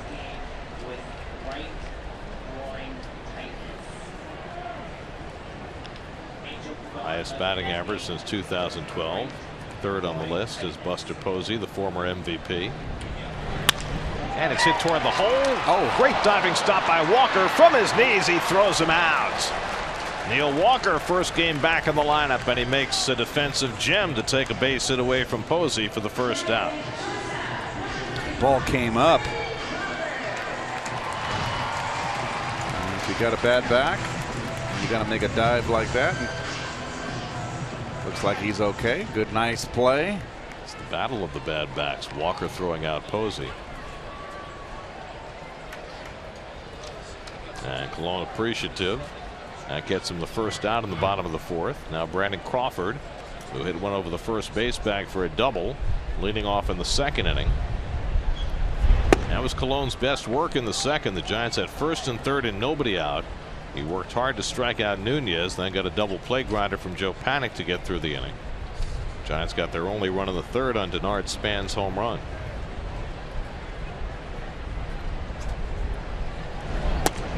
Well, we got word on Angel Pagan. He came out of the game with groin tightness. Pagan missed about a month of action back in May and June with a hamstring problem. Leg injuries are something that plagued Angel throughout his career. Up and away to Crawford, 2-1. But the worst injury, remember, Angel suffered when he dove into the stands at Dodger Stadium and he hurt his shoulder. Yes. When he was with the Mets. That cost him the bulk of the season.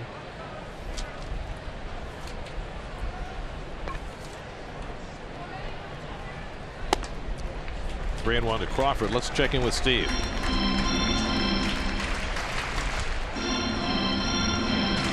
Guys, in that last half inning, you have the Mets challenging one aspect of the play, the Giants challenging another aspect, and sitting out here in center field amongst the fans, it's even more evident how much of a flaw that part is in the replay system, that the crew chief doesn't come on and announce what's going on. It's evident that no one in the stadium has any idea what's happening at that point. Doing what maybe the NFL does, just letting the stadium know. Certainly makes every degree of sense in the world. I've never understood that even before replay. When you have a controversial play on the field, it would have always been of benefit to give the crew chief a microphone to explain to folks in the stands what's going on.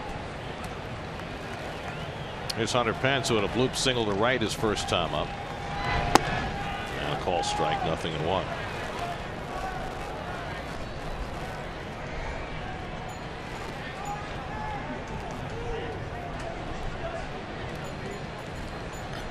Pence now 5 for 10 in this series, and he's now 7 for 12 against Colon in his career with a couple of home runs. Crawford at first and one out. And Pence pops this one up in his shallow right center. And Ruggiano has it for the second out.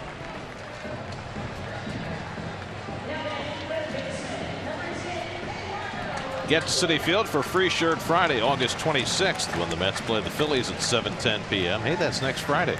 All fans in attendance will receive a NYN AT Cespedes t-shirt, courtesy of United Healthcare. For tickets, visit Mets.com/FreeShirtFriday.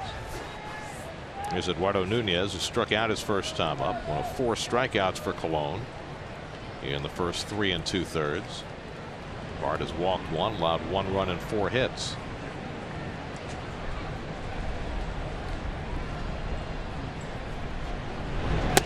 Pitching after the Mets have lost 3 in a row, and he's been the right guy to have in the stopper role.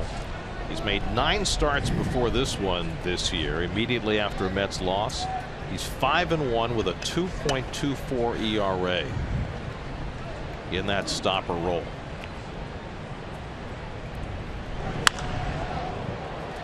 And I would think from a team standpoint, that's got to be something that players recognize, the guy who will go to the mound for you and stop a losing streak.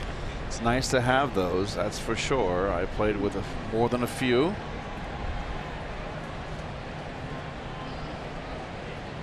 It's a big lift for the everyday players to go out there and you feel like you're going to go out and win. And I know from talking to Ronnie, the sense of responsibility that particularly veteran pitchers take on in that role. Understanding what your team needs on a particular day. If you've lost a few in a row or you're short of the bullpen. The the Mets right now are both those things. They're down an arm in the bullpen because Seth Lugo had to start last night. And they've been getting beat up with regularity on this road trip.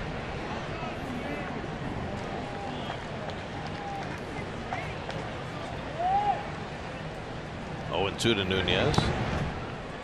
Backhanded by d'Arnaud. 1-2.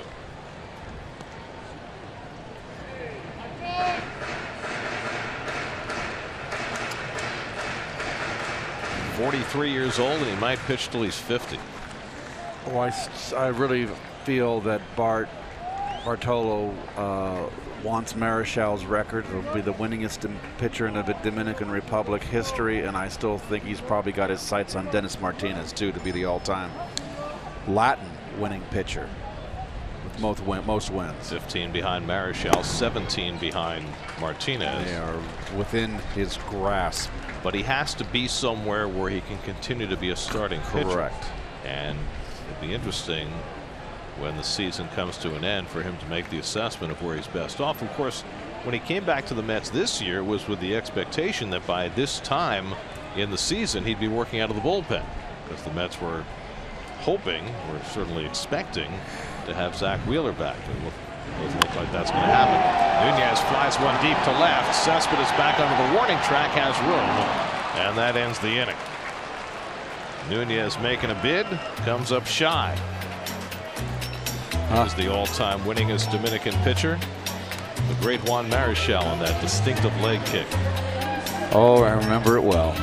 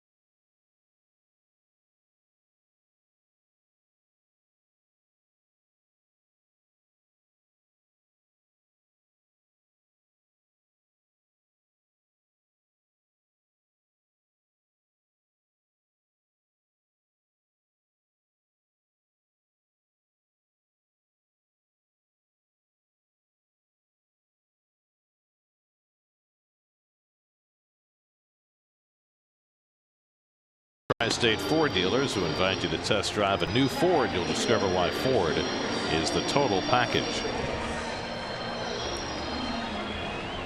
Well, some pitchers see better than others, and so catchers sometimes have to make accommodations and put some colorful identifying marks on their fingers to make sure that their pitchers can see the signs. Day glow. Jose Reyes leads off and takes a changeup for a strike. Reyes already has doubled and walked, stolen a base, and scored 2 runs today. And there's the result. Buster Posey with the neon fingernails.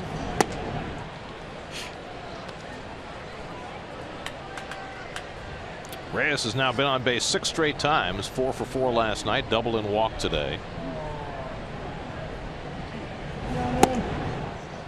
And another changeup for Moore, 2-1. Third time around the batting order now for Matt Moore, who struggled right from the outset, was fortunate in the first inning, gave up 2 doubles, a singles, and a walk, and only 1 run. The Mets then scored 2 more in the third. And Reyes screws himself right into the ground. he all right? We're going to find out. So limping on that left leg a little bit. Twist of an ankle. Nope. And he banged it right into his shin guard. He'll be all right. It's good to have that shin guard on.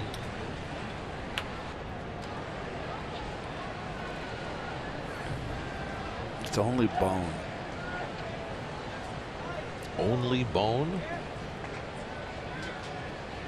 Getting hit on the bone is painful. Yes, it is. Oh, Posey thought he had a backdoor strike 3. Very tight. Mark Carlson looking over into that dugout over the Giants are giving him a little razzing. Cutter there for Moore. Just missed. Showing little rabbit ears. Moore has already walked 3 today, including Reyes' last time up. And Reyes lifts this one to right. And Pence is there as he retreats. 1 out. So Reyes, after getting on base 6 straight times, is finally retired. Here's your Verizon trivia question. We asked who are the 2 players that had 50 homers one season, steal 50 another. Willie Mays probably one of them, right? No? No, Barry. Barry Bonds. Brady Anderson, of course. Okay. Brady had that 150 home run season for Baltimore. Mysterious 50-run home run. Well, there were a number of those in those days.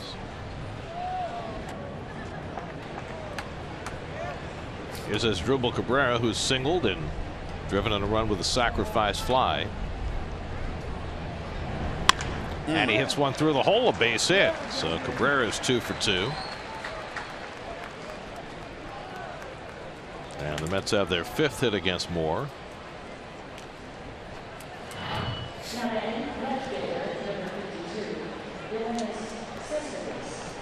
Nice swing. Nice follow through. It's like he hasn't missed a game. Cabrera's coming out swinging the bat. Really good. Well, that gets Cespedes to the plate. He's already had a big day with an RBI double and his 23rd home run of the year. Wearing the full parakeet regalia today. Oh, canary. What's one species between friends? Blowing away for ball 1. Cespedes now 4 for 8 in his career against Moore. The Giants bullpen is still busy. Jake Peavy was up in the last inning.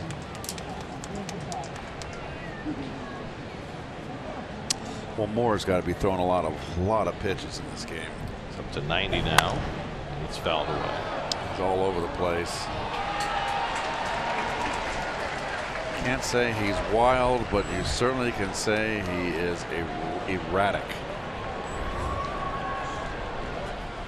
Well, he has not been able to throw his curveball for strikes all day. And that certainly has hurt him. George Contos up in the bullpen for the Giants now. Cabrera at first with 1 out. 1-1 to Cespedes. He pulls one down to third, should be 2. Nunez to panic and on to first for the double play. 5-4-3 to retire the side. Halfway through in San Francisco, 3-1 New York.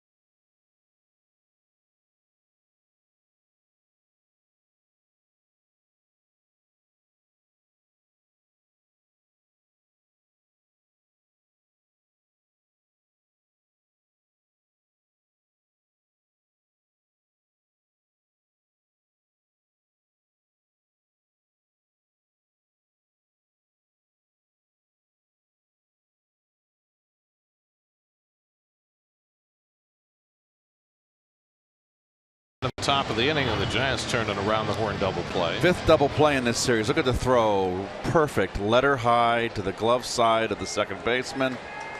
Now, you want to just throw it to the bag, and you want it up around the letters, so the exchange is right there. If you throw it down the ankles, it's a lot more movement. That's the perfect throw. Giants have turned 5 in this series. Joe Panik, who made that turn, grounded into a double play himself his first time up. And Colon deals outside, a ball and a strike. Connor Gillespie's come out on deck to bat for Matt Moore. Jake Peavy is up again in the Giants bullpen, so it looks like Moore is done after 5 innings of work. And that just misses the corner. 2-1. Joe Panik, who grew up in Hopewell Junction, John Jay High School in East Fishkill, St. John's University, New Yorker through and through. Does he have the accent? The Long Island accent? Don't be getting on people from I'm not. the New York area about their accents. That is a legitimate inquiry. Well, first of all, he grew up in Hopewell Junction, which is north of the city. Okay. I don't know where that is. In the air, deep right field. Back goes Piazza, takes a look, and it's off the fence. Panik on his way to second takes the turn, and he'll get 3 bases easily out of this. It is awfully hard to hit the ball out to right center in this ballpark, but Panik has his 6th triple of the year. 421. Look at the stiff arm back. Almost like a horizontal golf swing there.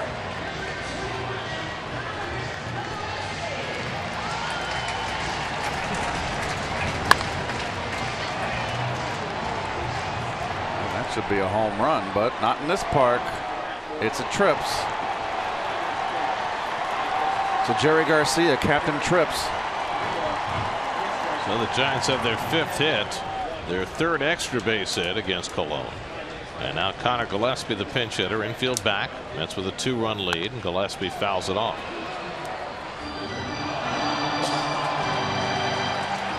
Here's your 4th, 5th inning recap. NYN AT Cespedes with an RBI double and a home run. Jose Reyes has scored 2 runs. Matt Moore gave up 3 runs in 5 innings. He's done for the day with Gillespie batting for him. Gillespie hit a 2-run pinch hit home run last night to cap the Giants' 5-run 8th inning against Eric Goodell.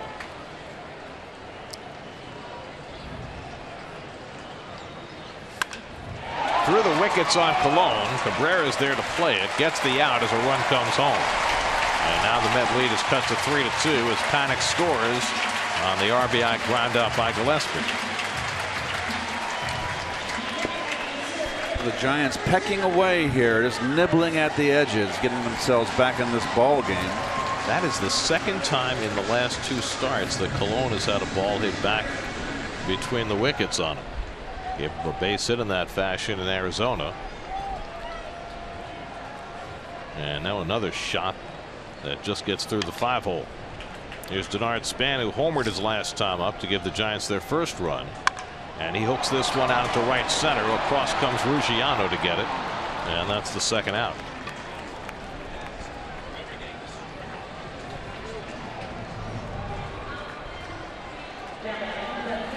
So too on now Gregor Blanco will bat for the first time.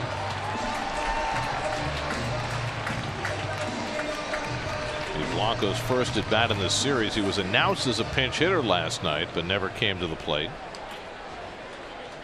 Veteran left-hand hitting outfielder.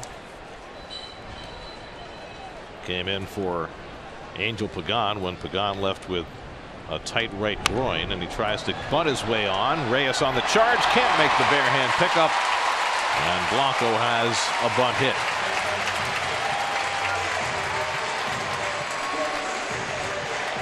We have not seen teams testing Reyes, who's an inexperienced third baseman. You're right, Garrett. A bit surprised that people haven't tried to bunt on Jose a little more. It's something that David Wright is so adept at. David's long gone. He's been on the DL for quite some time with no return with the neck surgery, but he makes the play here. He throws him out. So the tying run at first with 2 out. Brandon Belt at the plate.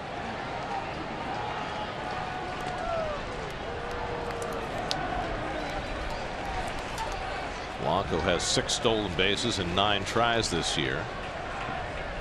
Belt is flied out and taking a call, 3rd strike, 0 for 2. That's 3, Giants 2, 5th inning. Off speed pitch from Cologne. 1-0.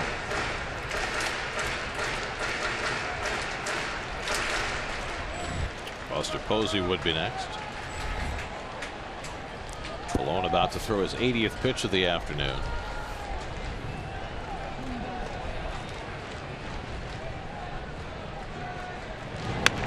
Belt fouls it back. Ball and a strike. Belt 2 for 12 in this series. Hit a long triple to right center in the first inning last night.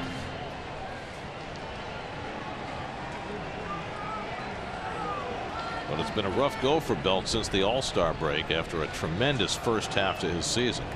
Still top 10 in the National League in on-base percentage. And he rolls one to the right side past Flores. Cologne has to cover, and he's off the bag. Everybody's safe. Inexperience at first base. Wilmer Flores going for a ball he had no business for. Good call, Gary, and it is inexperience at first base. You know why? Look where Walker is. The ball hit to your right. It's clearly Walker's ball, as it is the inexperience of Flores at first base. And you know, defense is so important now. Cologne has to get a 4th out, and you never, old baseball adage, you don't give good teams 4 outs. You only give them 3. Cologne didn't pull up at the bag here. He kept on going. I'm not sure what the difficulty was for him there. I think that Bart initially thought it was a 4-3 on your scorecard, and then realized that Flores went after it. And then he's got to hustle his fanny over there to first base. So, but if he stops at the bag and takes the throw, he probably gets an out. So 2 straight infield hits. Put a couple of men on for Buster Posey, who's 0 for 2 today. Robbed of a hit by Walker his last time up. So you've got a batting champion up now with a chance to tie the ball game when they should be in the dugout. So these are the mistakes, that little things that beat you.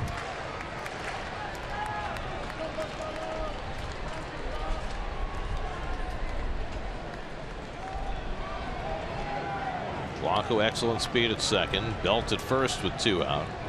7 hits now for the Giants against Cologne, including 3 in this inning. And Posey hits another one sharply, and again Walker is able to make the play and throw him out. That's 2 in a row. And Walker is taken away from Posey. And that keeps the Mets in the lead. 3-2 after 5.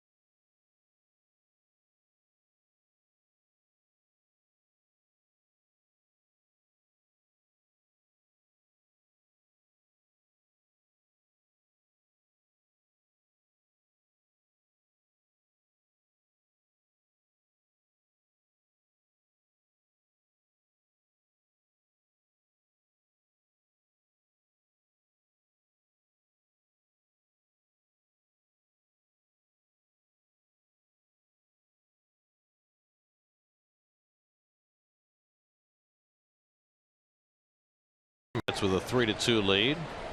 This is the only day game in the major leagues today. That leads us to our Toyota Twitter poll. Tweet us at SNYTV. Do you think there should be more day games on the major league schedule, particularly on Saturdays? I mean, everybody plays day games Sundays. Neil Walker leads off against Jake Peavy, who's on in relief in the 6th inning. There's Peavy's number 8th relief appearance. It's not been a good year for the former terrific starting pitcher for the Padres, White Sox. Best years with the Padres, correct, Gary? Pitched pretty well for the White Sox too. Went to Boston. Now 35 years old. Mets saw him earlier this year as a starter at Citi Field in late April, and he had an awful night. Gave up 6 runs in 2 innings, walked 5. Neil Walker takes low and in 2-1. Peavy shuttled to the bullpen. 21 starts, now his 8th relief appearance. Walker's first game back after missing 4 games with a back injury, and he's made 2 terrific defensive plays against Buster Posey. At the plate, he's walked and lined out to first base 0 for 1. Jake Peavy has 152 major league wins. His best season came in 2007 when he won the Cy Young in San Diego, went 19-6. Walker fouls one away.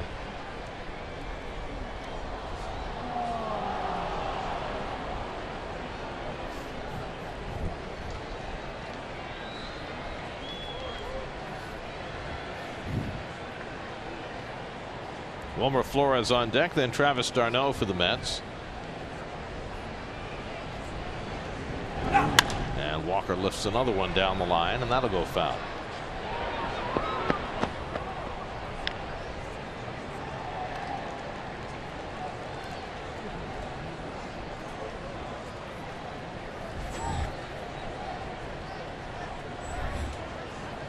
Peavy came to the Giants at the trade deadline in 2014. Was huge for them down the stretch that year. Went 6-4 with a 2.17 ERA. And pitched well in the postseason as well.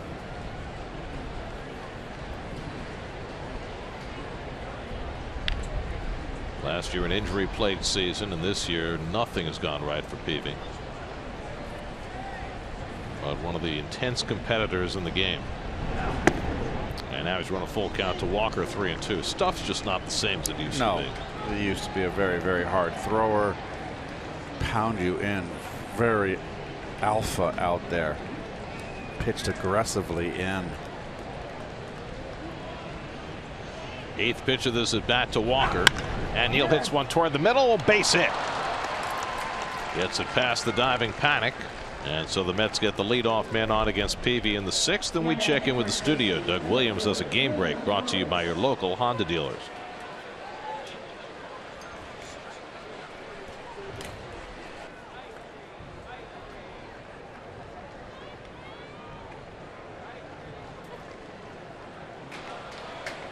I would call it, Doug, the game within the game. And for the Dodgers, that may be more important than a game if they can actually get Kershaw back before the end of the year. Here's Wilmer Flores, who has flied out and grounded out 0 for 2.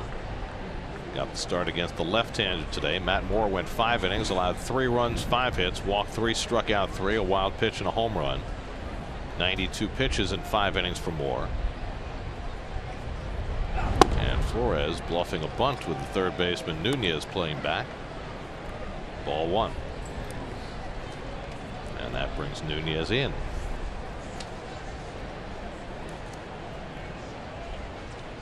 You don't think of Wilmer as a guy who's going to bunt for a base hit.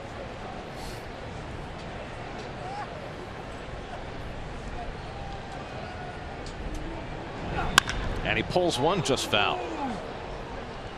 So that was his game plan. Suck the third baseman in and then hit it by him. But you got to keep it fair. Well, it almost worked.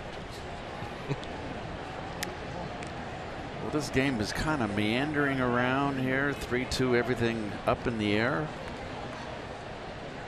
Mets have led right from the outset, but they kept the Giants in the game. They had a chance for a huge inning in the first, kind of ran themselves out of it.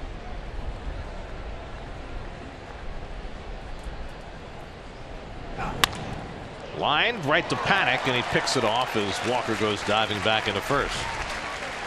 1 out. It's kind of the play that's hit too hard. You kind of want it to hit the ground because it'd be an automatic double play. Love that baseball glove out in left center field. A big, huge glove. Sweet. Very nice. Old-fashioned glove.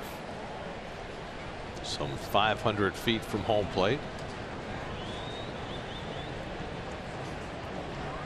Should like get a free suit if you hit one in the glove. At least a suit. Maybe a Lamborghini. Something that Mike Stanton can probably do. Giancarlo, excuse me. No, not right now he can't. Nope. Darno is 0 for 2. Struck out and fly deep to center field.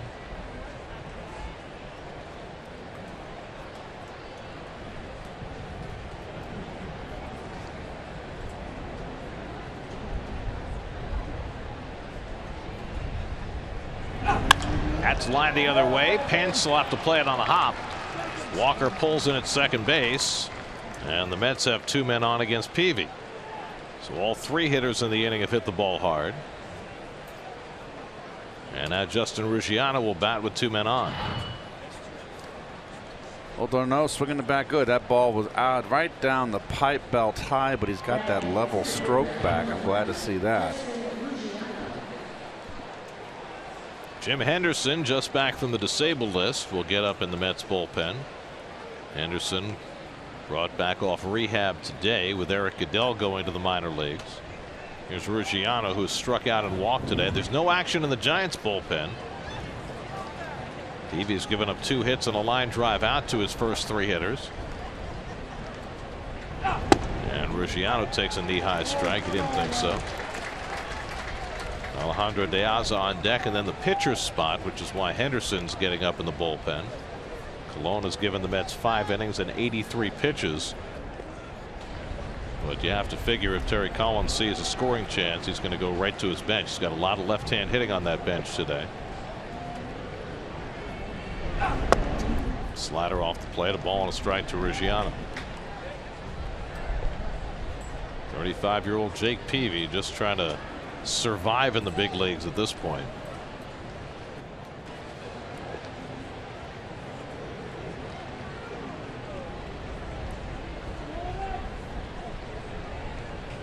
Walker at second, Darno at first with 1 out. Each team now with 7 hits.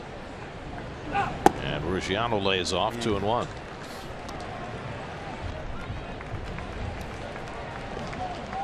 Peavy staying away from the right-hand hitters, the right side of the infield belt, way out in the hole, the first baseman. Taking away that right side. Anything down the line is going to be an automatic dub. Worked Darno away, and Darno hit the ball to right field hard. And Ruggiano again lays off the cutter, and it's 3-1. Now the Giants are going to get somebody up. Will Smith, the left-hander, is going to start loosening up. They can't let this game get away, and Will Smith's not going to be ready for a little bit, so it's on Peavy here. It's behind on Ruggiano, 3-1.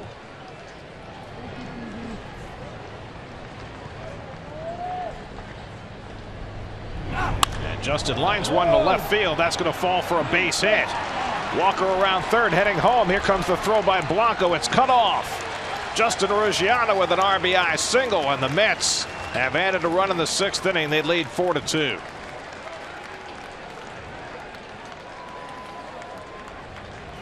Well, they're just teeing off on Peavy here. Breaking ball, not much of a breaking ball. And Ruggiano, who is also doing a good job against right-hand pitching since his return. Easy read for Walker. He scores easily. So 3 hits and a run for the Mets here in the 6th. Dave Righetti killing some time on the mound before the home plate umpire Mark Carlson comes out to chase him away. It's nice that you can still do that. Well, you're not supposed to. It's supposed to be a 30-second limit, right? Remember? But that doesn't mean you can't push the edges where possible. Jeez, so much control. Well, De Aza is at the plate. The Mets now have a 2-run lead. You see, Colon still has his helmet on. Jay Bruce, though, is coming out on deck. So we'll see whether this is a ruse and Terry wants to keep Colon in the game, or whether he fully intends to have Bruce pinch hit. First, it's De Aza, who's 0 for 2. First and second, 1 out. And he takes a strike.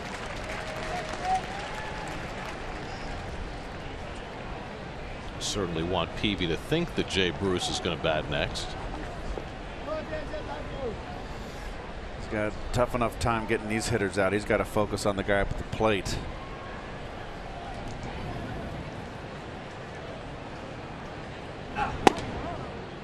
Ball and a strike to De Aza.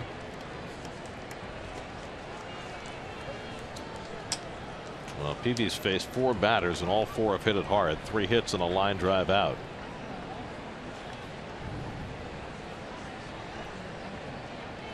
De Aza, Peavy's former White Sox teammate, 1 for 9 against him in his career, and that's outside. 2-1. Boy, boy, he's just pitching behind. I just feel that he probably feels, Gary, that I've got to be perfect. I'm not the same guy I used to be, and I've got to be a pitcher perfect pitcher. And that's off the plate, and now it's 3-1.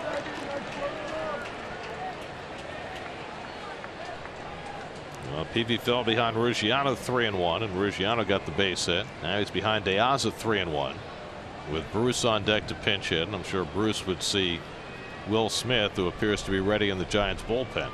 So this is probably Peavy's last batter. And De Aza takes a rip. 3-2. It's the best fastball Peavy's thrown. I don't think they'll send the runners here, Gary, even though you're up 4-2. Darno at second, Ruggiano at first with 1 out. De Aza runs well, tough to double up.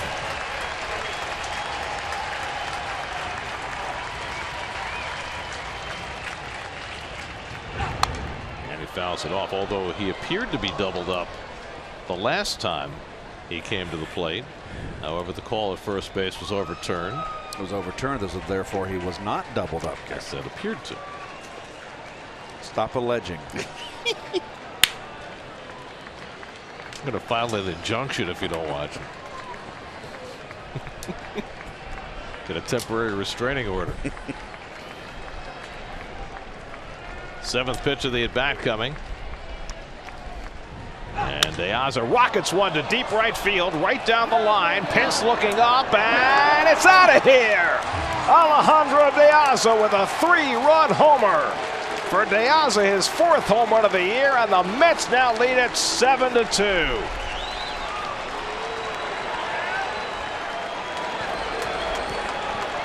A 4-run 6th inning as the Mets put the hammer down against Jake Peavy.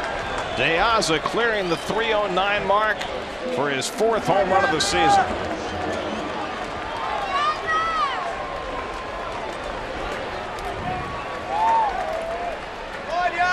Well, what a second half. Fastball just bled out over the plate and up. De Aza, who struggled so much in the first half of the season, second half has turned it on here, and this is a big blow right here. And that'll keep Colon in the game now with a 5-run lead. Mets will try and squeeze another inning out of Colon now that they've expanded their lead to 7-2. Big cut by Barton. It's 1-2. Full clears the contact right there, right on the fat of the bat. You can see right down Broadway. Posey set up inside. Colon takes strike 3 called for the 2nd out. Now the Mets with 4 runs on 4 hits here in the 6th inning. Really taking advantage of Peavy for the second time this year. That's 10 runs the Mets have now scored against Peavy in 2 2/3 innings this season. Here's Reyes, who's doubled and walked, stolen a base, scored 2 runs today. We'll say 6 for 11 in this series.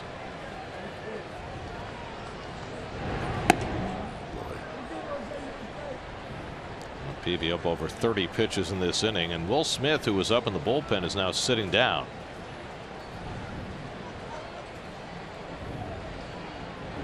So with this inning having gotten away, Bruce Bochy is going to count on his veteran to finish it off and not waste another pitcher. He was ready to go to Smith if it had still been a 1-run game. Good off-speed pitch there by Peavy to get even 2-2.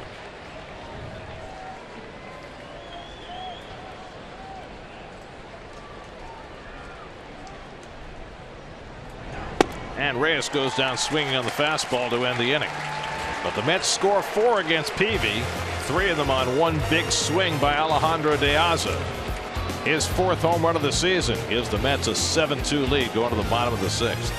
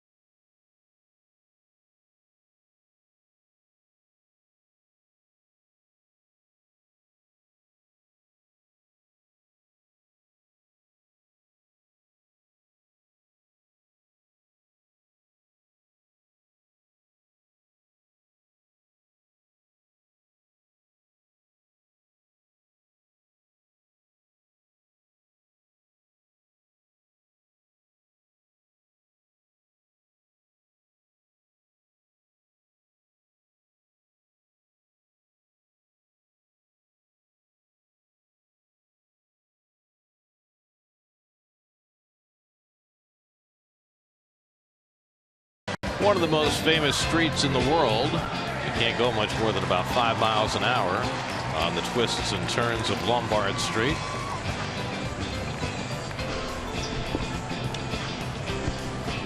It is a beautiful piece of San Francisco. If you live on that street, you don't have a lot of privacy. No, you got traffic 24 hours a day. Yep. Can't go out in the front yard. That's now with a 5-run lead as Brandon Crawford leads off the bottom of the 6th. Crawford has doubled and walked against Bartolo Colon. Mets have led right from the outset. They were up 3-0. Giants cut it to 3-2. But the 4-run 6th inning has given Colon some breathing room and kept him in the game.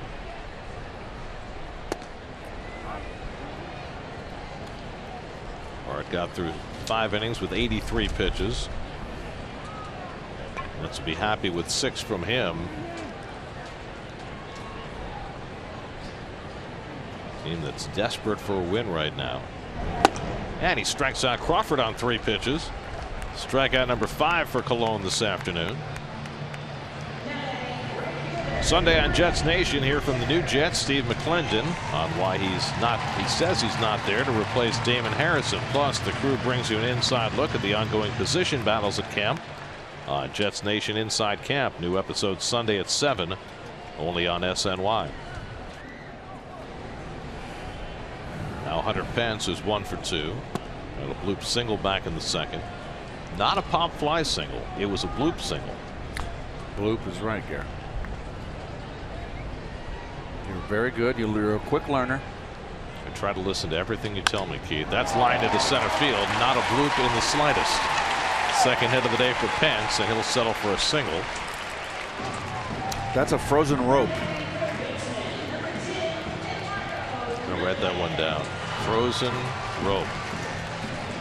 A bullet, a linea. Could hang laundry on it. Yes. A clothesline. Yes. A seed. Oh, the frozen rope, it could be considered a clothesline. Well, if it's cold enough. 1 out and 1 on. Here's Nunez, who fly deep to left his last time up. 0 for 2 on the day. 8 hits now against Cologne, and a double play ball. Walker with the flip. Cabrera with the turn. 4-6-3 double play. Side retired. Mets turn their second double play of the day behind Cologne. On to the 7th. 7-2 New York.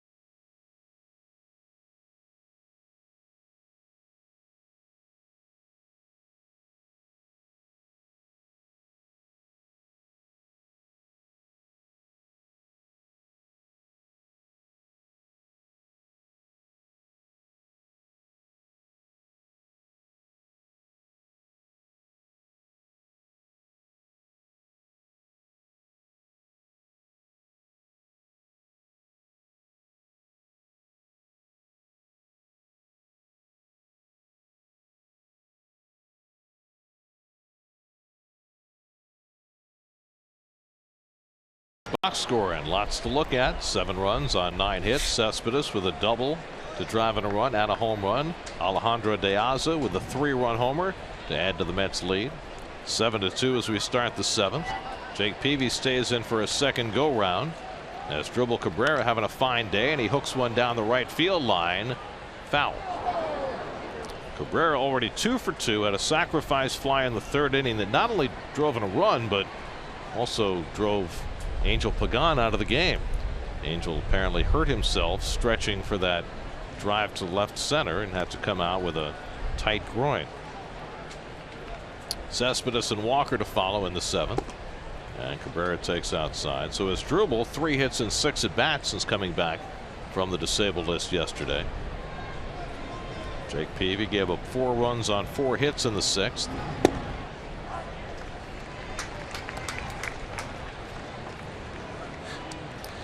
This is the move of a manager who feels entirely secure in his spot.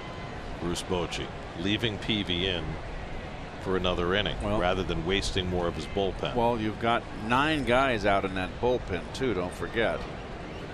And so you could go to your pen. They got a game tomorrow against the Mets, obviously. They got an off day Monday. Then they have a big series down in Los Angeles. 3 games set at Dodger Stadium. And Peavy comes back and strikes out Cabrera. That's 3 straight strikeouts now for Peavy after the De Aza home run. Let's look at the results of our Toyota Twitter poll. Do you think there should be more day games on the MLB schedule? And more than 2/3 of you think that there should be. Yeah, I agree with you. Well, Sunday's always going to be a day game. Certain weekday getaway days will be day games. I think the big issue is Saturday, and I know the Mets prefer to play Saturday night home games. They feel as though they can draw better and make those Saturday nights into events. I know other teams feel differently. I think growing up, we all got used to every Saturday being a day game, but less and less is that the case. 2-0 to Cespedes, who drove a double down the left field line to get a run home in the first, and then hit a bomb to center field for his 23rd home run in the third. All of that against Matt Moore. Cespedes 2 for 3 on the day.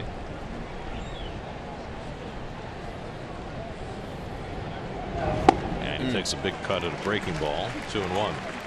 Well, tomorrow night games on ESPN. Mets are off Monday, so we're back with you on SNY Tuesday night for the opener of the series in St. Louis. Jonathan Neese will open that series, his second start for the Mets. Jaime Garcia for the Cardinals in a matchup of left-handers Tuesday night. And Cespedes hits another one deep to left, an absolute bomb. Second home run of the day for Cespedes. His 24th of the year, and it's 8-2 New York. That sounded like a cannon blast off the bat of Cespedes. His third extra base hit of the day and his third run batted in. It just looked to me as if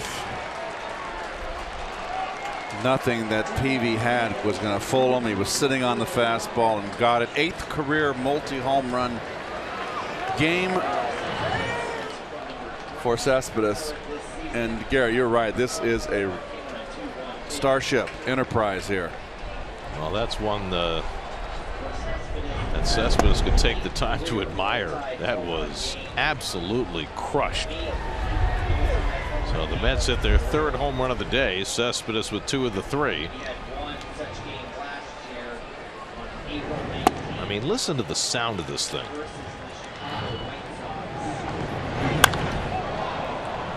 Yeah. Just crushed.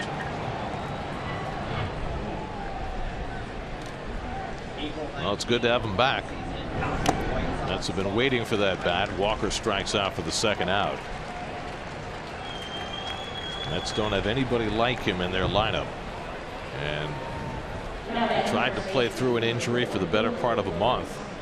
We gave the numbers yesterday. Between the time that he originally hurt his quad and the time he went on the DL, he played 17 games, and in those 17 games Cespedes hit .212 with 1 home run. Now with 2 complete weeks off to rest it, he comes back in his second game. He hits a double and 2 home runs. He certainly appears to be fully healed.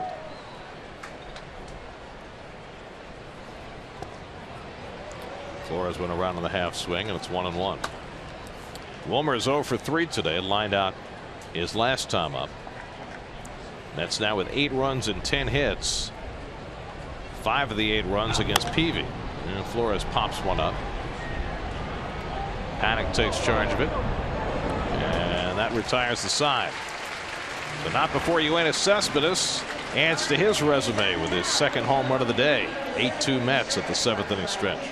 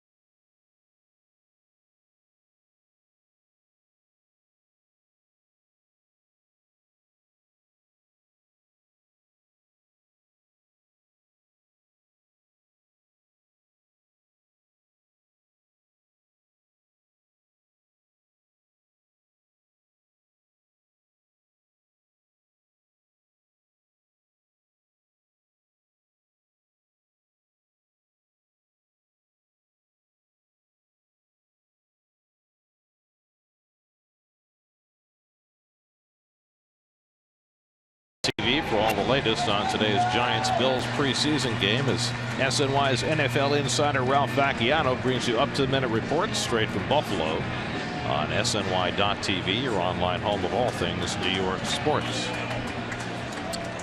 Well, NYN AT Cespedes' second game back from the DL, and he's had a huge day. That's the first home run off Matt Moore. Look at the arms, the ball out over the plate, mid-thigh. And basically a pitch probably a little more over the middle of the plate. Full extension of those arms.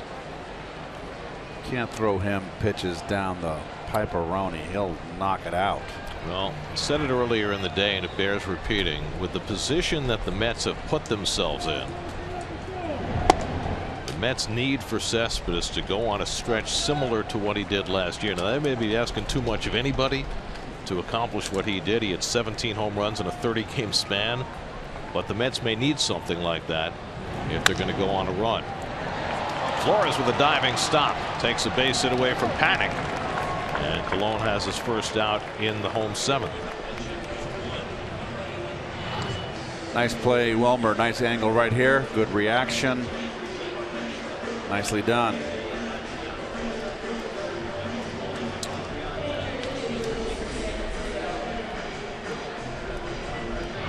One out and nobody on. Now A-Ray Adrianza will be the pinch hitter. Adrianza had the go-ahead hit for the Giants last night, pinch hitting against Jerry Blevins in the 7th inning.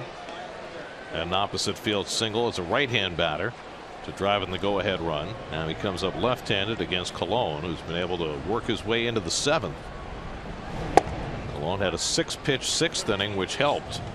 And now here he is trying to finish the 7th at 93 pitches. Mets have the bullpen going. Josh Smoker is up. I'm very confident he will complete this inning. And Jim Henderson gets up alongside Smoker.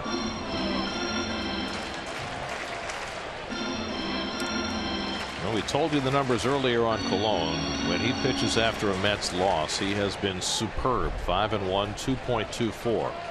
And he's given the Mets exactly what they've needed today, with Cespedes providing the offensive punch. Adrianza fouls it off.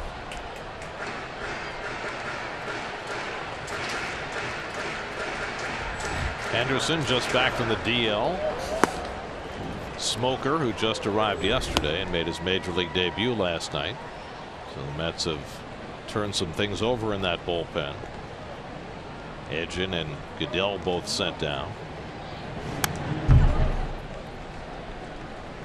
Really, the Mets have been able to rely on the two guys at the end of the game, Reed and Familia, all year. And then Blevins as the third wheel. Robles' performance has fallen off, and everybody else has been kind of a flip of the coin. And the bullpen, which was so good early in the season, has not been nearly as good during this stretch.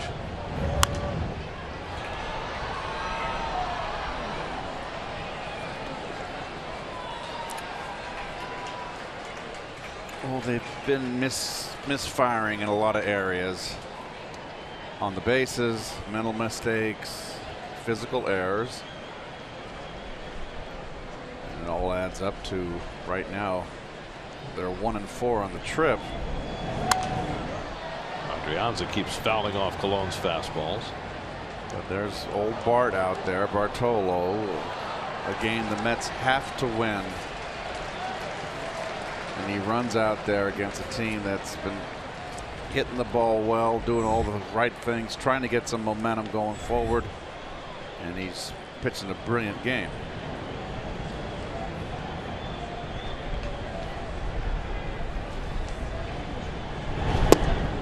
Just inside. Well, the Mets since the All-Star break are 13-21. So they've taken themselves from a position where they were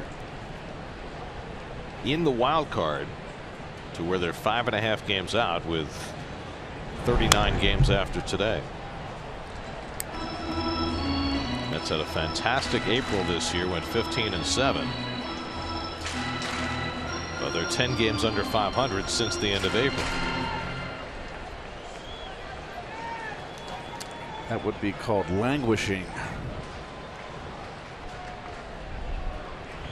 Ninth pitch of the at bat, and Adrianza takes it outside, so he's given another good accounting of himself after a good at bat last night. The question would be, with everybody back healthy now, do the Mets have one more hot streak in them? They get one more hot streak, Gary, 5.5. They can make up some ground and get to the playoffs. Well, here's the way I look at it. It's going to depend on the group that you thought was going to be their strength at the beginning of the year, and that's their starting pitching. Can Syndergaard get his A game back? Can Matz work through the physical problems he has? Can you score runs and take the pressure off the starting pitchers to make them feel that, okay, I don't have to go out there and throw a 1-2 run ball game? Adrianza pulls one into right field. That's quite an at bat. 11 pitches, and he winds up with a 1-out hit.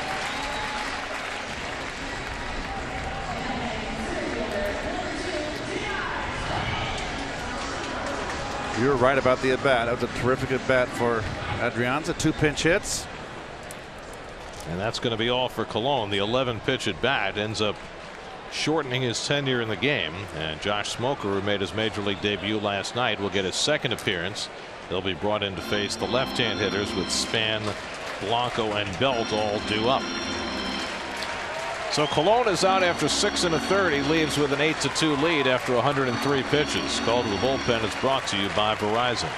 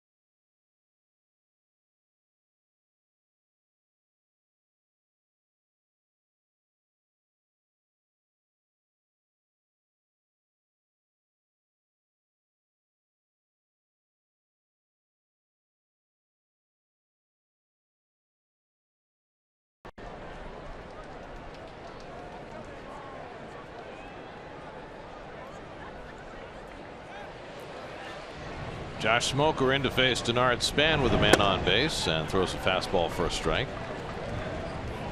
1 for 3 today, Span. There's the numbers for Smoker. Just called up. Pitched last night, 1/3 of an inning, 2 hits, 2 runs, 1 earned. Span homered back in the 3rd inning, a splash down into McCovey Cove, his 7th of the year, and takes a slider for a strike, and it's 0-2. Gregor Blanco, another left-hand hitter on deck. So that's why Smoker was called upon. Josh Smoker, 27 years old, finally making his big league debut after being a first-round draft pick by the Nationals. Going through a couple of shoulder surgeries, falling to independent ball before the Mets signed him last year, and now finally in the big leagues. And the slider misses. Ball and 2 strikes.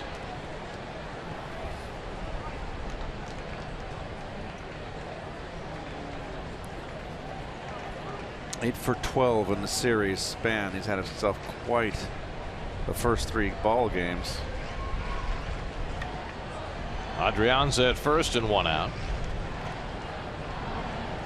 And Span slaps one to the left side. Backhand Cabrera, crossbody throw, and he gets the force. Terrific play by Cabrera for the 2nd out. Made a similar play, but diving. This one here on the run. Gets the lead runner. Well done.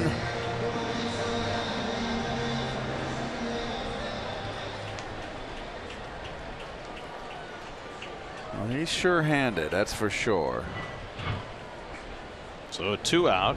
Span now at first, and Gregor Blanco up for the 2nd time. Blanco took over for Angel Pagan when he left with tightness in his groin. Had a bunt single in his only at bat. So Colon goes 6 1/3. He allowed 9 hits, 2 runs so far, 1 walk, 5 strikeouts, a home run. Colon in line for his 11th win of the year through 103 pitches. And Blanco fouls it off, and Smoker ahead 0-2.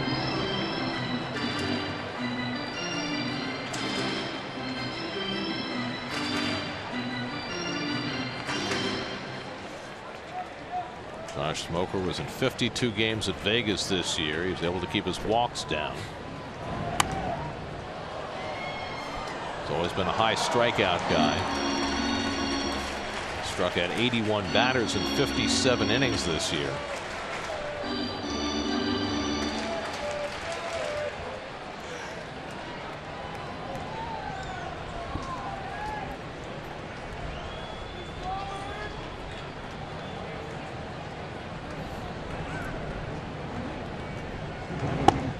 Blanco takes the slider off the plate, 1-2.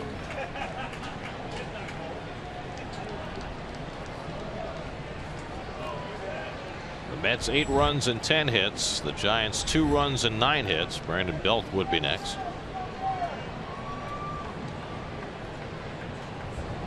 1-2 coming. Outside. 2-2. Just missed. Josh Smoker, who grew up in Georgia, Calhoun, Georgia.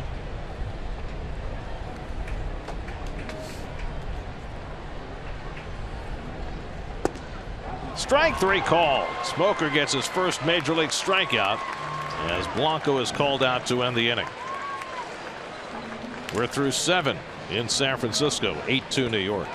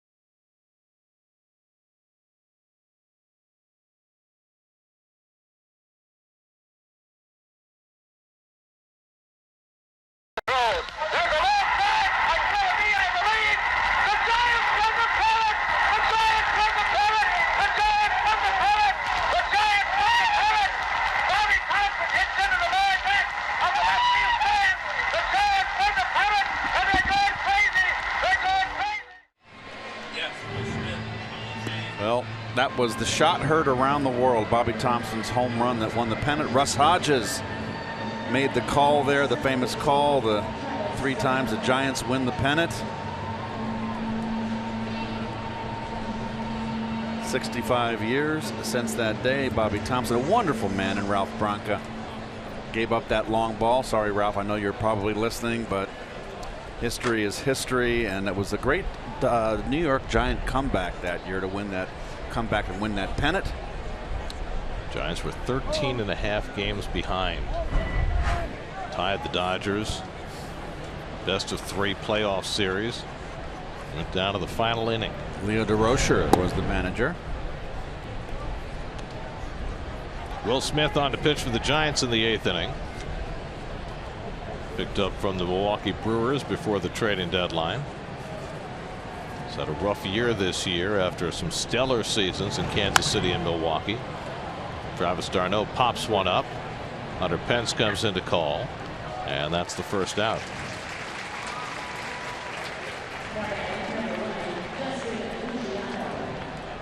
So d'Arnaud retired, 1 away. Justin Ruggiano coming up. Ruggiano had an RBI single against Jake Peavy in the 6th inning.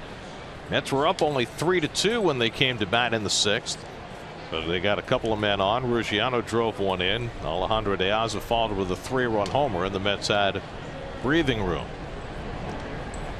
Matt Moore went the first 5 for the Giants, allowed 3 runs, 5 hits. Ruggiano loops one into shallow center, and that'll fall for a base hit. So Ruggiano has his 2nd hit of the day. We check in with the studio. Doug Williams has another game break brought to you by the New York State Smokers Quit Line. Any games yet?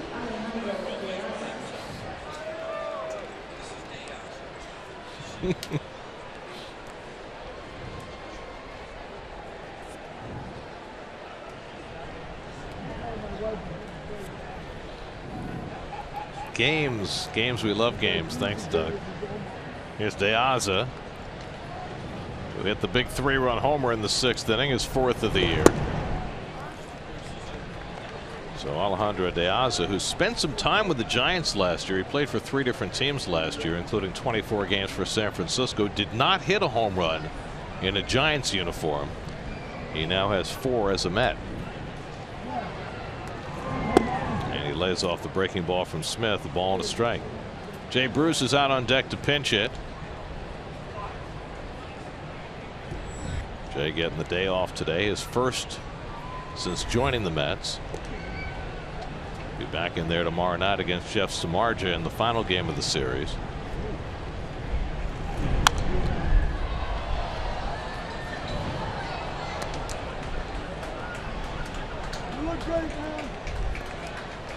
De Aza getting the start in Bruce's spot, playing right field today, and that has paid off.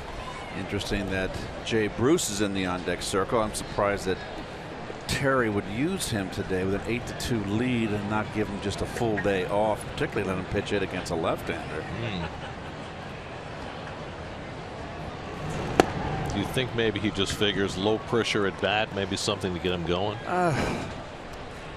I don't know. I always think you give a guy an off day, give him the full off day. And if you want to rest his mind, don't have him, 8-2, leave him on the bench, let him just relax.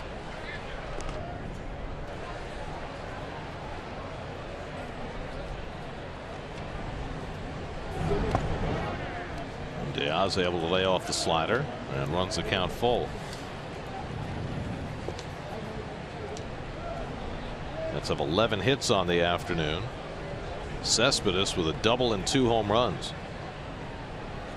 He's driven in 3. De Aza's driven in 3. Ruggiano at first with 1 out.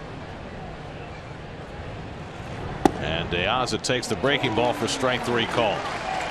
And that's the 2nd out of the inning.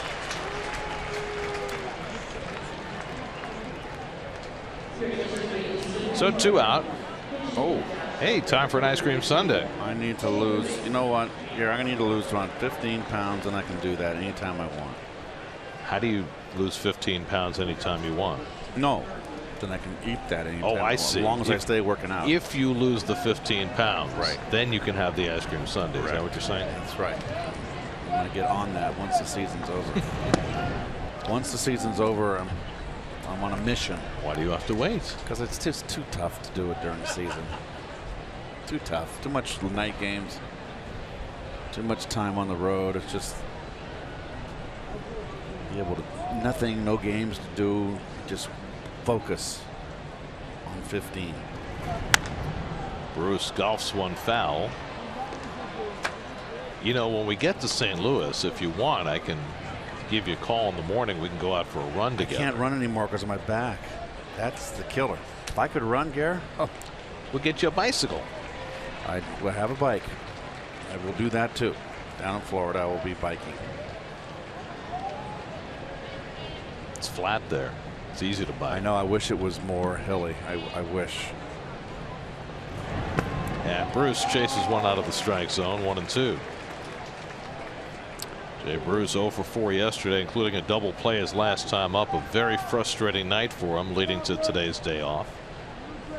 Well, he's had some good years in the past. He was having his best year before the All-Star break this year. It's been a little tougher for him in the second half. Still 5.5 weeks left.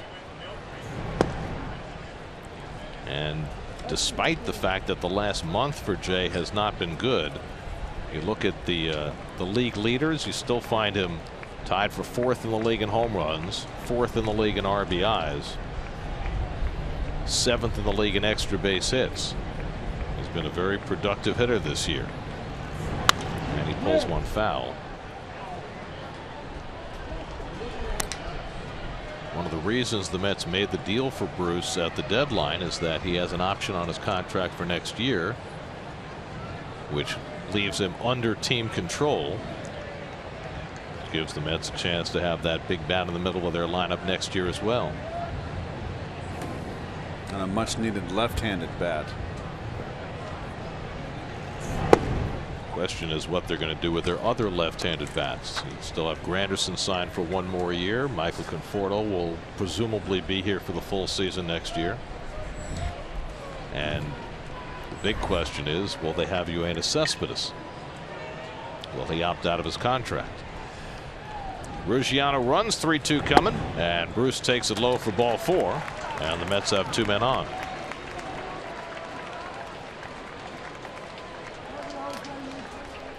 And really, when it comes to Cespedes, it's anybody's guess. Part of it might depend on how he finishes this year. If he finishes the way he did last year, then certainly he might be looking at the kind of huge contract that would cause him to opt out. He's also really the only big right-handed power-hitting bat that might be on the free agent market this winter. Precisely. Here's Reyes. And he rips one right to Nunez, who catches that in self-defense to end the inning.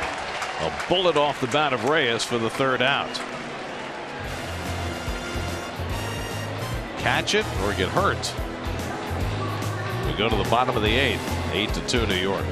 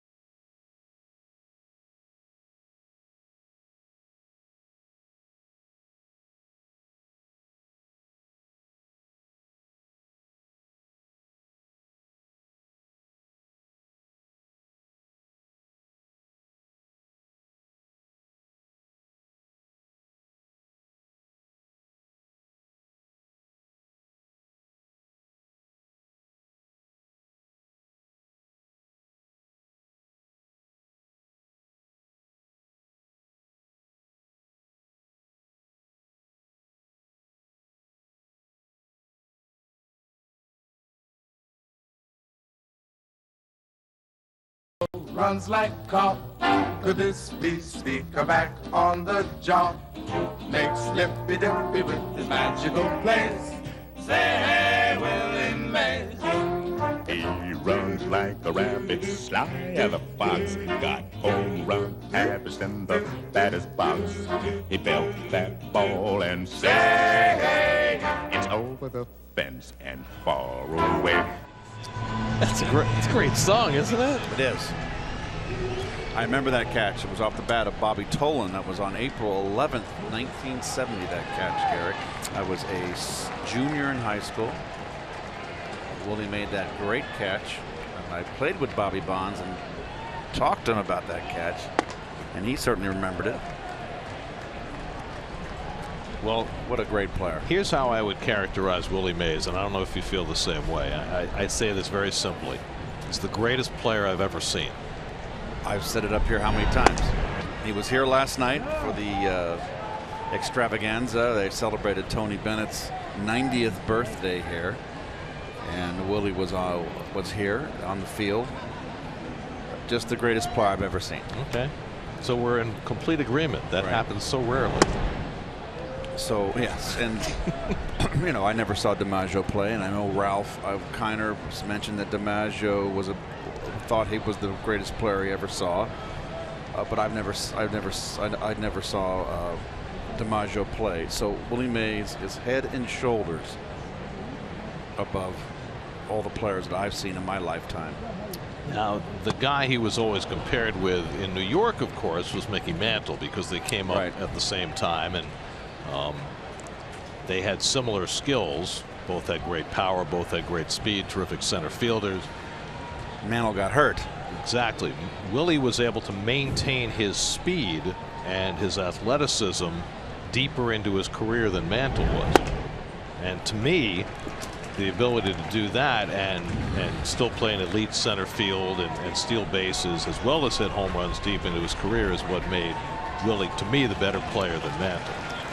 And both had strong arms. Mays had a terrific arm. Could go get him in the outfield. Mays was a Gold Glover. I mean, I think Willie's won how many Gold Gloves around? Ball 4 right there from Robles. And Robles has been struggling with his command. I thought it was interesting that Terry Collins got Jim Henderson up a couple of times, but then brings in Robles here in the 8th inning, maybe because of Henderson's shoulder. They don't want to get him up and down too many times, but also maybe looking for a low leverage situation for Robles to try and work out some of his issues. Well, 8-2, you don't want to be walking anybody. Robles worked in the opening game of the series and struggled. Walked a couple. He throws a strike to Posey, 0-1.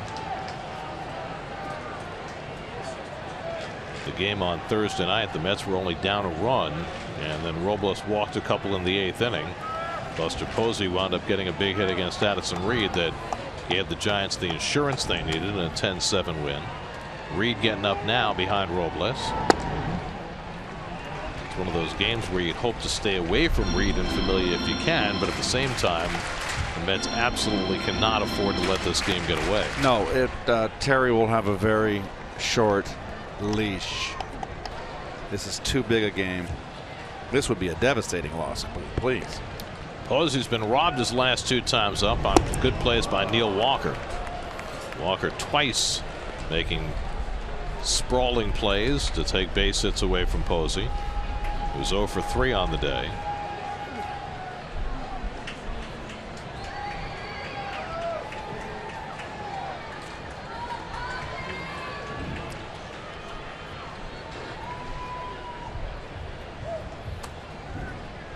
Belt at first and nobody out. 1-2 to Posey.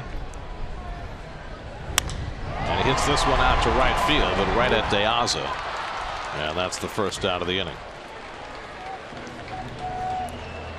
New fairgrounds, more food, and more music, all at the great New York State Fair from August 25th to September 5th in Syracuse, New York.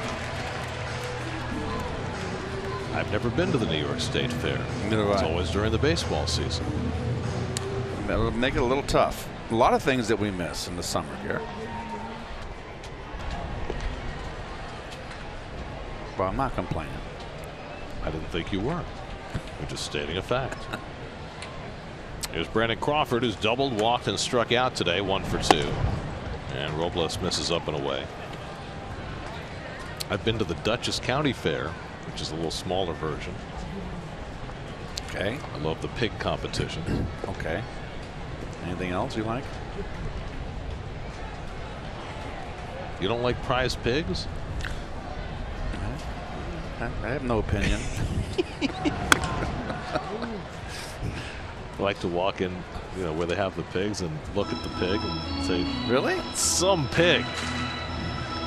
I like the just like in Charlottesville. I like the cow milking contests. Oh, I like that. that's good. Sheep competition.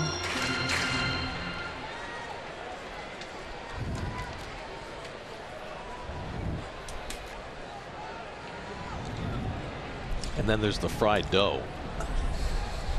That's always big. Not if you try to lose 15, though. No. Here's the 1-1 to Crawford, and it's up and away 2-1. All that dough goes right to the tummy. It's no good. It's a shame, too, because the bread here. The sourdough in San Francisco. I couldn't resist.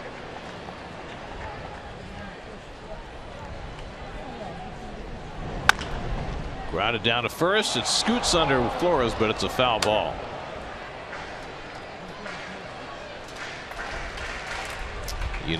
New York is gastronomic heaven, but there's a lot to eat in San Francisco. A lot of good food, a lot of good restaurants. Yeah.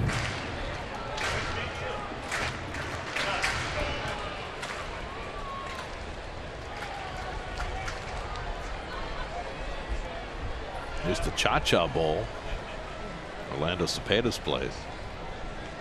Have you had the garlic fries in the ballpark here? No. There's a rule about the garlic fries, If you have the garlic fries, everybody else around you has to have the garlic fries too. So if you have your girlfriend with you or your wife. Yeah. As long as everybody has them. Oh, there they are. They are unbelievable. Really?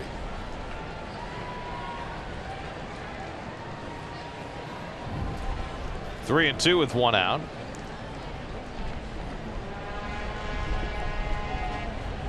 And Crawford takes ball 4. So again, Robles issues a couple of walks, and Terry Collins will have no patience for that. He's going to take Robles out of the game. Comes in with a 6-run lead, walks 2 of the first 3 hitters.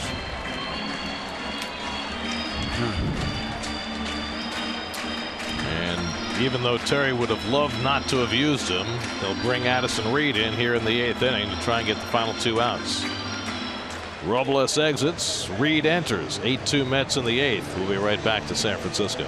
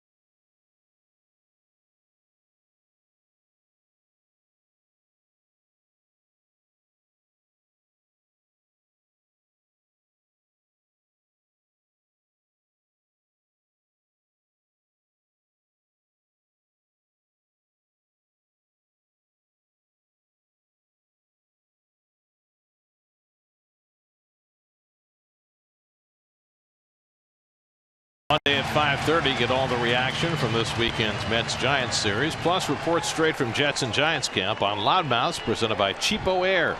Monday at 5:30, only on SNY. Addison Reed in for his second appearance in this series. Gave up a base hit, the go-ahead base hit. Actually, I'm sorry, they give up the double to Buster Posey. Posey off the right center, off the right field wall. That was the insurance runs. That was on Thursday night. Correct. Faces Hunter Pence here with 2 men on. Same circumstance. He comes in after Robles walked a couple, but instead of a 1-run deficit, it's a 6-run lead that Reed enters with in the 8th inning today. Pence is 2 for 3 in this game, 6 for 12 in the series. And Reed pierces the outside corner and gets ahead 0-2.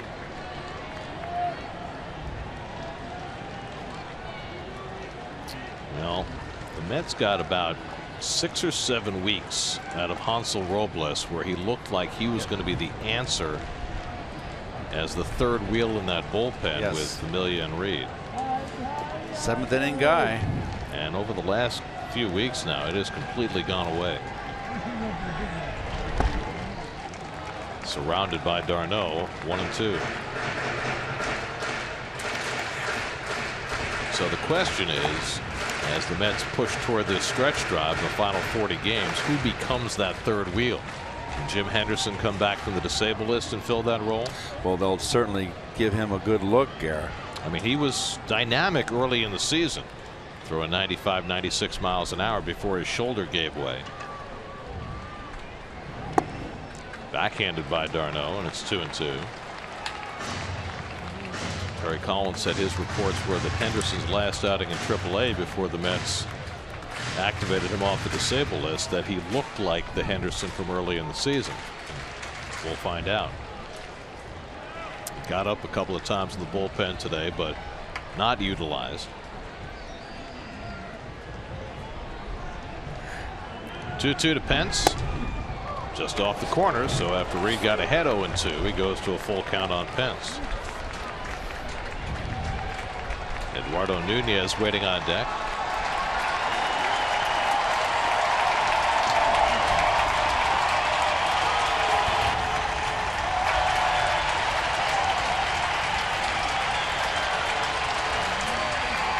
Three-two coming. Oh, and boy. He walked him to load the bases. So Robles walked 2. Reed comes in, walks his first batter, and now the bases are loaded with 1 out, giving the Giants a chance to get back into this game. Wow. 8-2 and 3 free passes. So now it's Nunez, who's 0 for 3 today, grounded into a double play his last time up.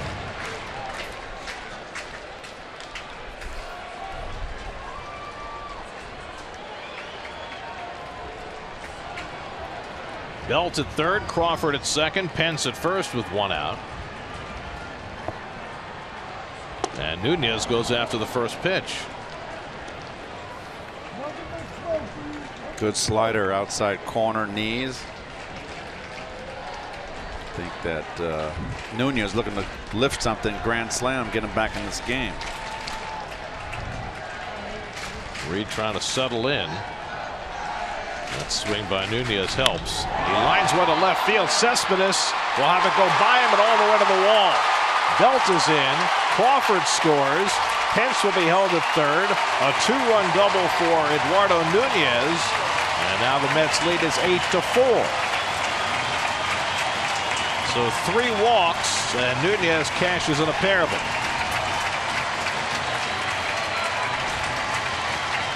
Nunez now with 6 RBIs in this series. Ball was ripped. Fastball stays nice and level.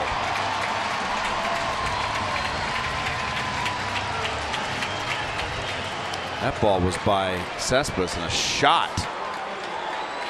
Tagging up all halfway. All base runners did the right thing there. All 3 of them. You're down 8-2. Now it's 8-4. Joe panicked the batter and takes a knee-high strike. Base hit makes it a brand new ball game, Gary. That's at the infield back. They'll happily concede a run to get an out on the ground ball.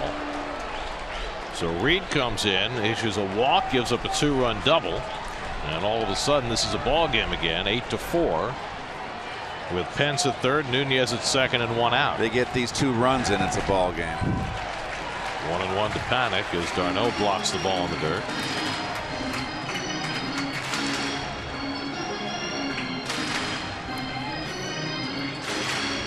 Reed has been so reliable this year, has shown a few cracks the last week or two.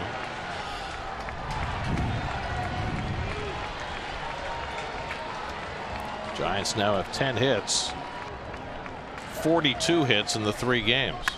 Grounded to the right side, that'll bring a run in. Walker throws out Panic.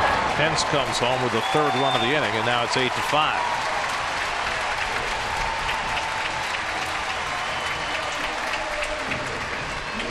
Two out in the inning. And now Trevor Brown will be the pinch hitter. Brown, the last man left on Bruce Bochy's bench. They only carry a 4-man bench. Angel Pagano to lead the game early because of injury. And with a couple of pinch hitters having been used, Trevor Brown, the backup catcher, the last man Bochy has. And he used them here. They'll use him here in the bottom of the 8th.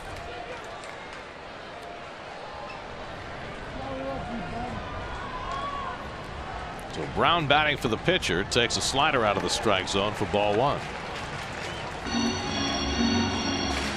Trevor Brown 3 for 15 as a pinch hitter this year, hitting .257 overall.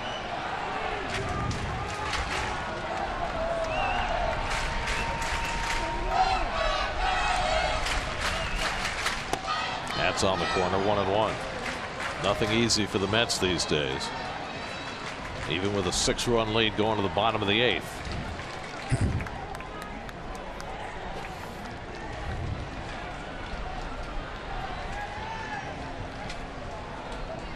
Nunez at third with 2 out, and the slider misses low. 2-1 to Brown. All of a sudden, Reed's been having a little trouble with that slider. He's been so consistent and precise with his pitches.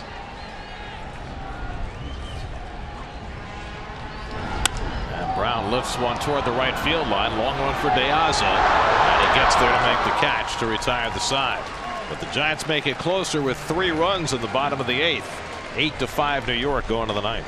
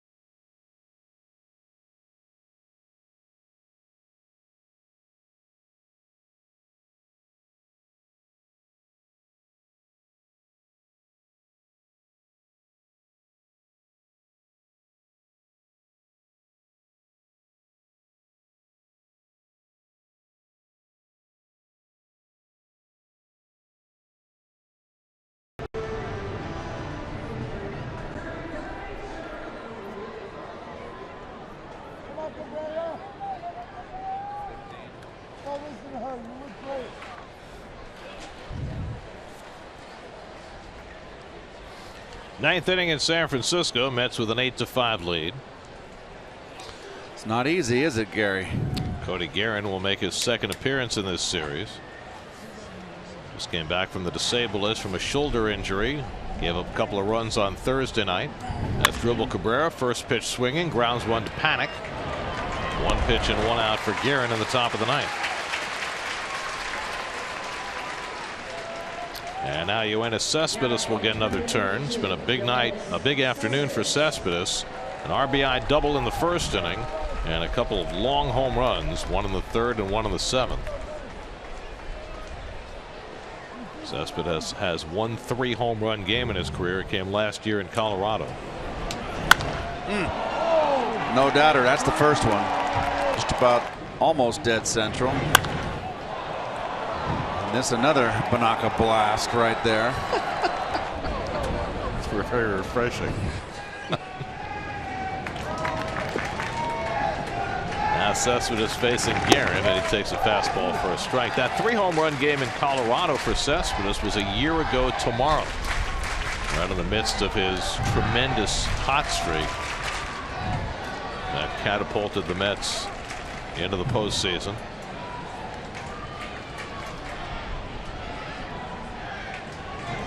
And he gets under this one to left field, but it's hit deep. Blanco onto the warning track and has just enough room to make the catch. He just missed a third. He looks in full form. Second game back from the DL, and he looks like the Cespedes of old. All he needed was the parakeet sleeve. Precisely. So 2 out and nobody on. Now Neil Walker has gone 1 for 3 and a walk in his return from 4 days on the sidelines with a back problem. Jeurys Familia is up in the Mets bullpen. Familia will have a chance for his 41st save of the year. He'll face the top of the San Francisco batting order. Span, Blanco, and Belt, 3 left-hand hitters due up to start the last of the ninth.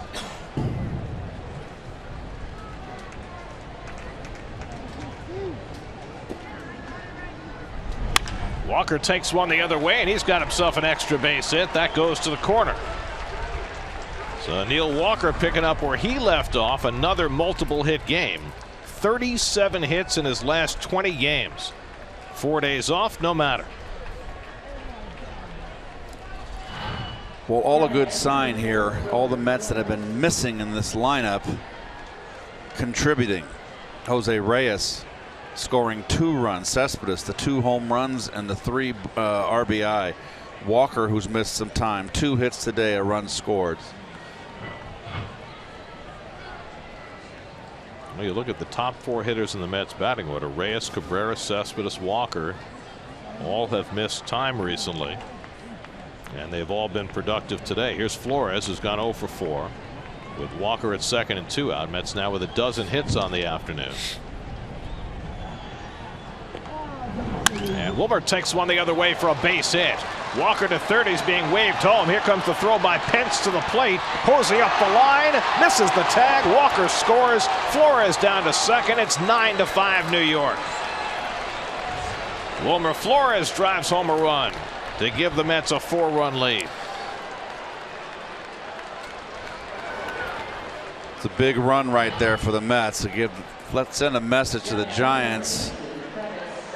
Okay, you got any chance of coming back here? We just kind of put another nail in the coffin, so to speak. Now it's a 4-run lead. Much more formidable to come back from the 4.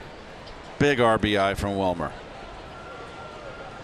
So Flores' first hit of the day plates a run, and now it's Darno who's 1 for 4. Flores took second on the throw home, and the slider from Guerin in for a strike. Well, Familia has stopped throwing. With a 4-run lead, it's no longer a save situation. Nobody else is throwing, so we'll see which direction Terry decides to go. He could leave Reed in. He finished off the 8th inning.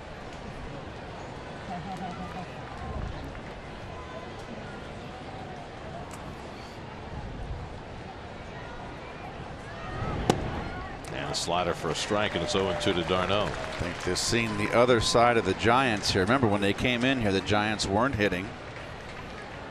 They weren't pitching, and their bullpen was a big eyesore, and the Mets have taken advantage of the bullpen. They've 6 runs off the Giant bullpen today. 5 of those against Jake Peavy, who worked the 6th and 7th.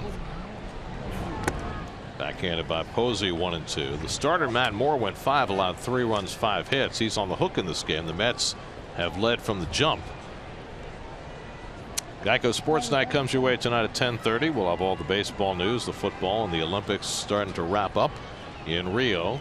Geico Sports Night tonight at 10:30 right here on SNY.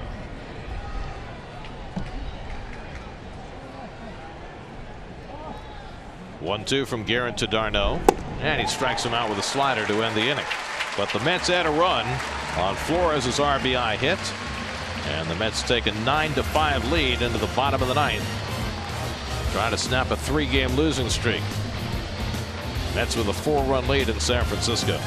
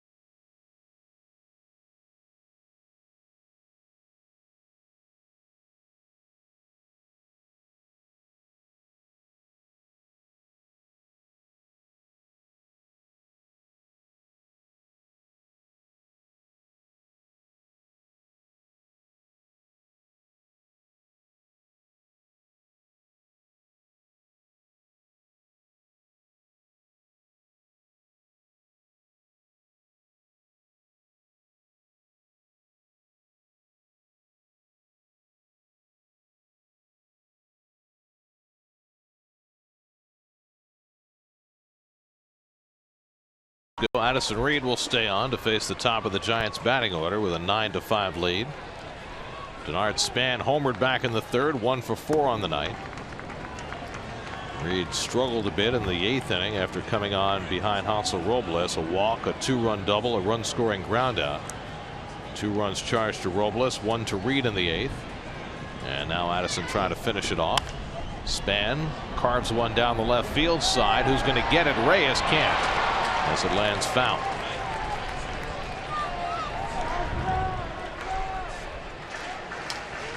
Just not enough air under that ball for Reyes to get to it, and Span gets a life.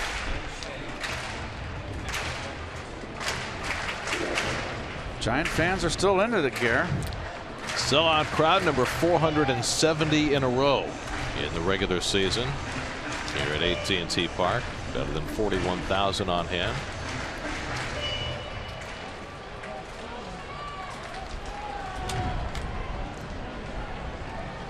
Be interesting tomorrow night, won't it, Keith? We won't be doing the game, but it's a 5 o'clock local time start tomorrow night, and the shadows, I would assume, are going to be deadly for the hitters early in the game. Oh,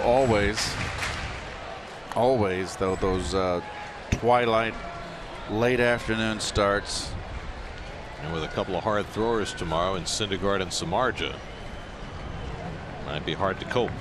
Well, it becomes a very important game for Syndergaard. Span hits one out to center field. A long run back for Ruggiano to the warning track and over his head. And Span with another extra base hit. What a series he's had. 9 hits in the 3 games. Red hot. Bernard Span. Little slider that didn't stayed over the middle and down.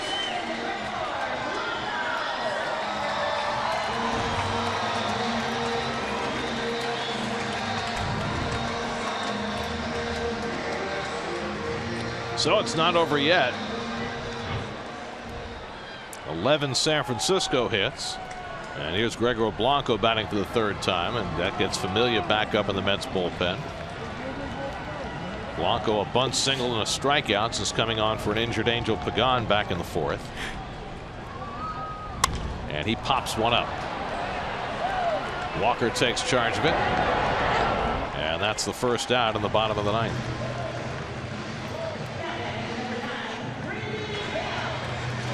So 1 out, Span still at second, and now Brandon Belt. An infield hit and a walk, 1 for 3 on the night. Reed trying to finish it off for Bartolo Colon, who went 6 1/3, allowed 2 runs, 9 hits, a walk, 5 strikeouts. Bart trying to improve to 6-1 when he pitches after a Mets loss. That's got him the lead early, and he was able to hang on to it despite giving up a home run to Span in the 3rd. That's led by as many as 8-2 before the Giants made it closer in the 8th.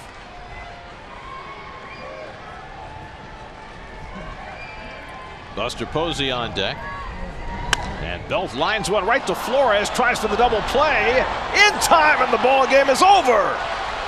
Picked out of the dirt by Cabrera, and the Mets turn the line drive double play as Span is doubled off second to end the afternoon, and the Mets snap their 3-game losing streak. A big power day for Yoenis Cespedes with 2 home runs and an RBI double. Bartolo Colon gets his 11th win, and the Mets win this one 9-5. Well, Wilmer doesn't make the great throw there. Nice pick by Walker, and that is a double play. And you said it, Garrett. Colon, we might have got to give Bartolo Colon credit here. This was a must-win for the Mets here. And in the 3rd game of this series, there's the hitting star. Terry Collins very happy right there. But Cespedes, 3 for 5, 2 rocket launcher home runs, 3 ribeye stakes. Piazza played in this ball game, hit in the 8th hole, hit his 4th home run. That was a 3-run shot. Very important home run right there that increased the Mets lead. So a big win for the New Yorkers. They need some help now from around the league. Mets are now just a game under 500. There's your Chrysler game summary. Big day for Cespedes. 2 home runs, didn't come too far from hitting a 3rd as the Mets defeat the Giants 9-5 in the look for a split of the series tomorrow night. For every Mets win, the Mets organization is proud to contribute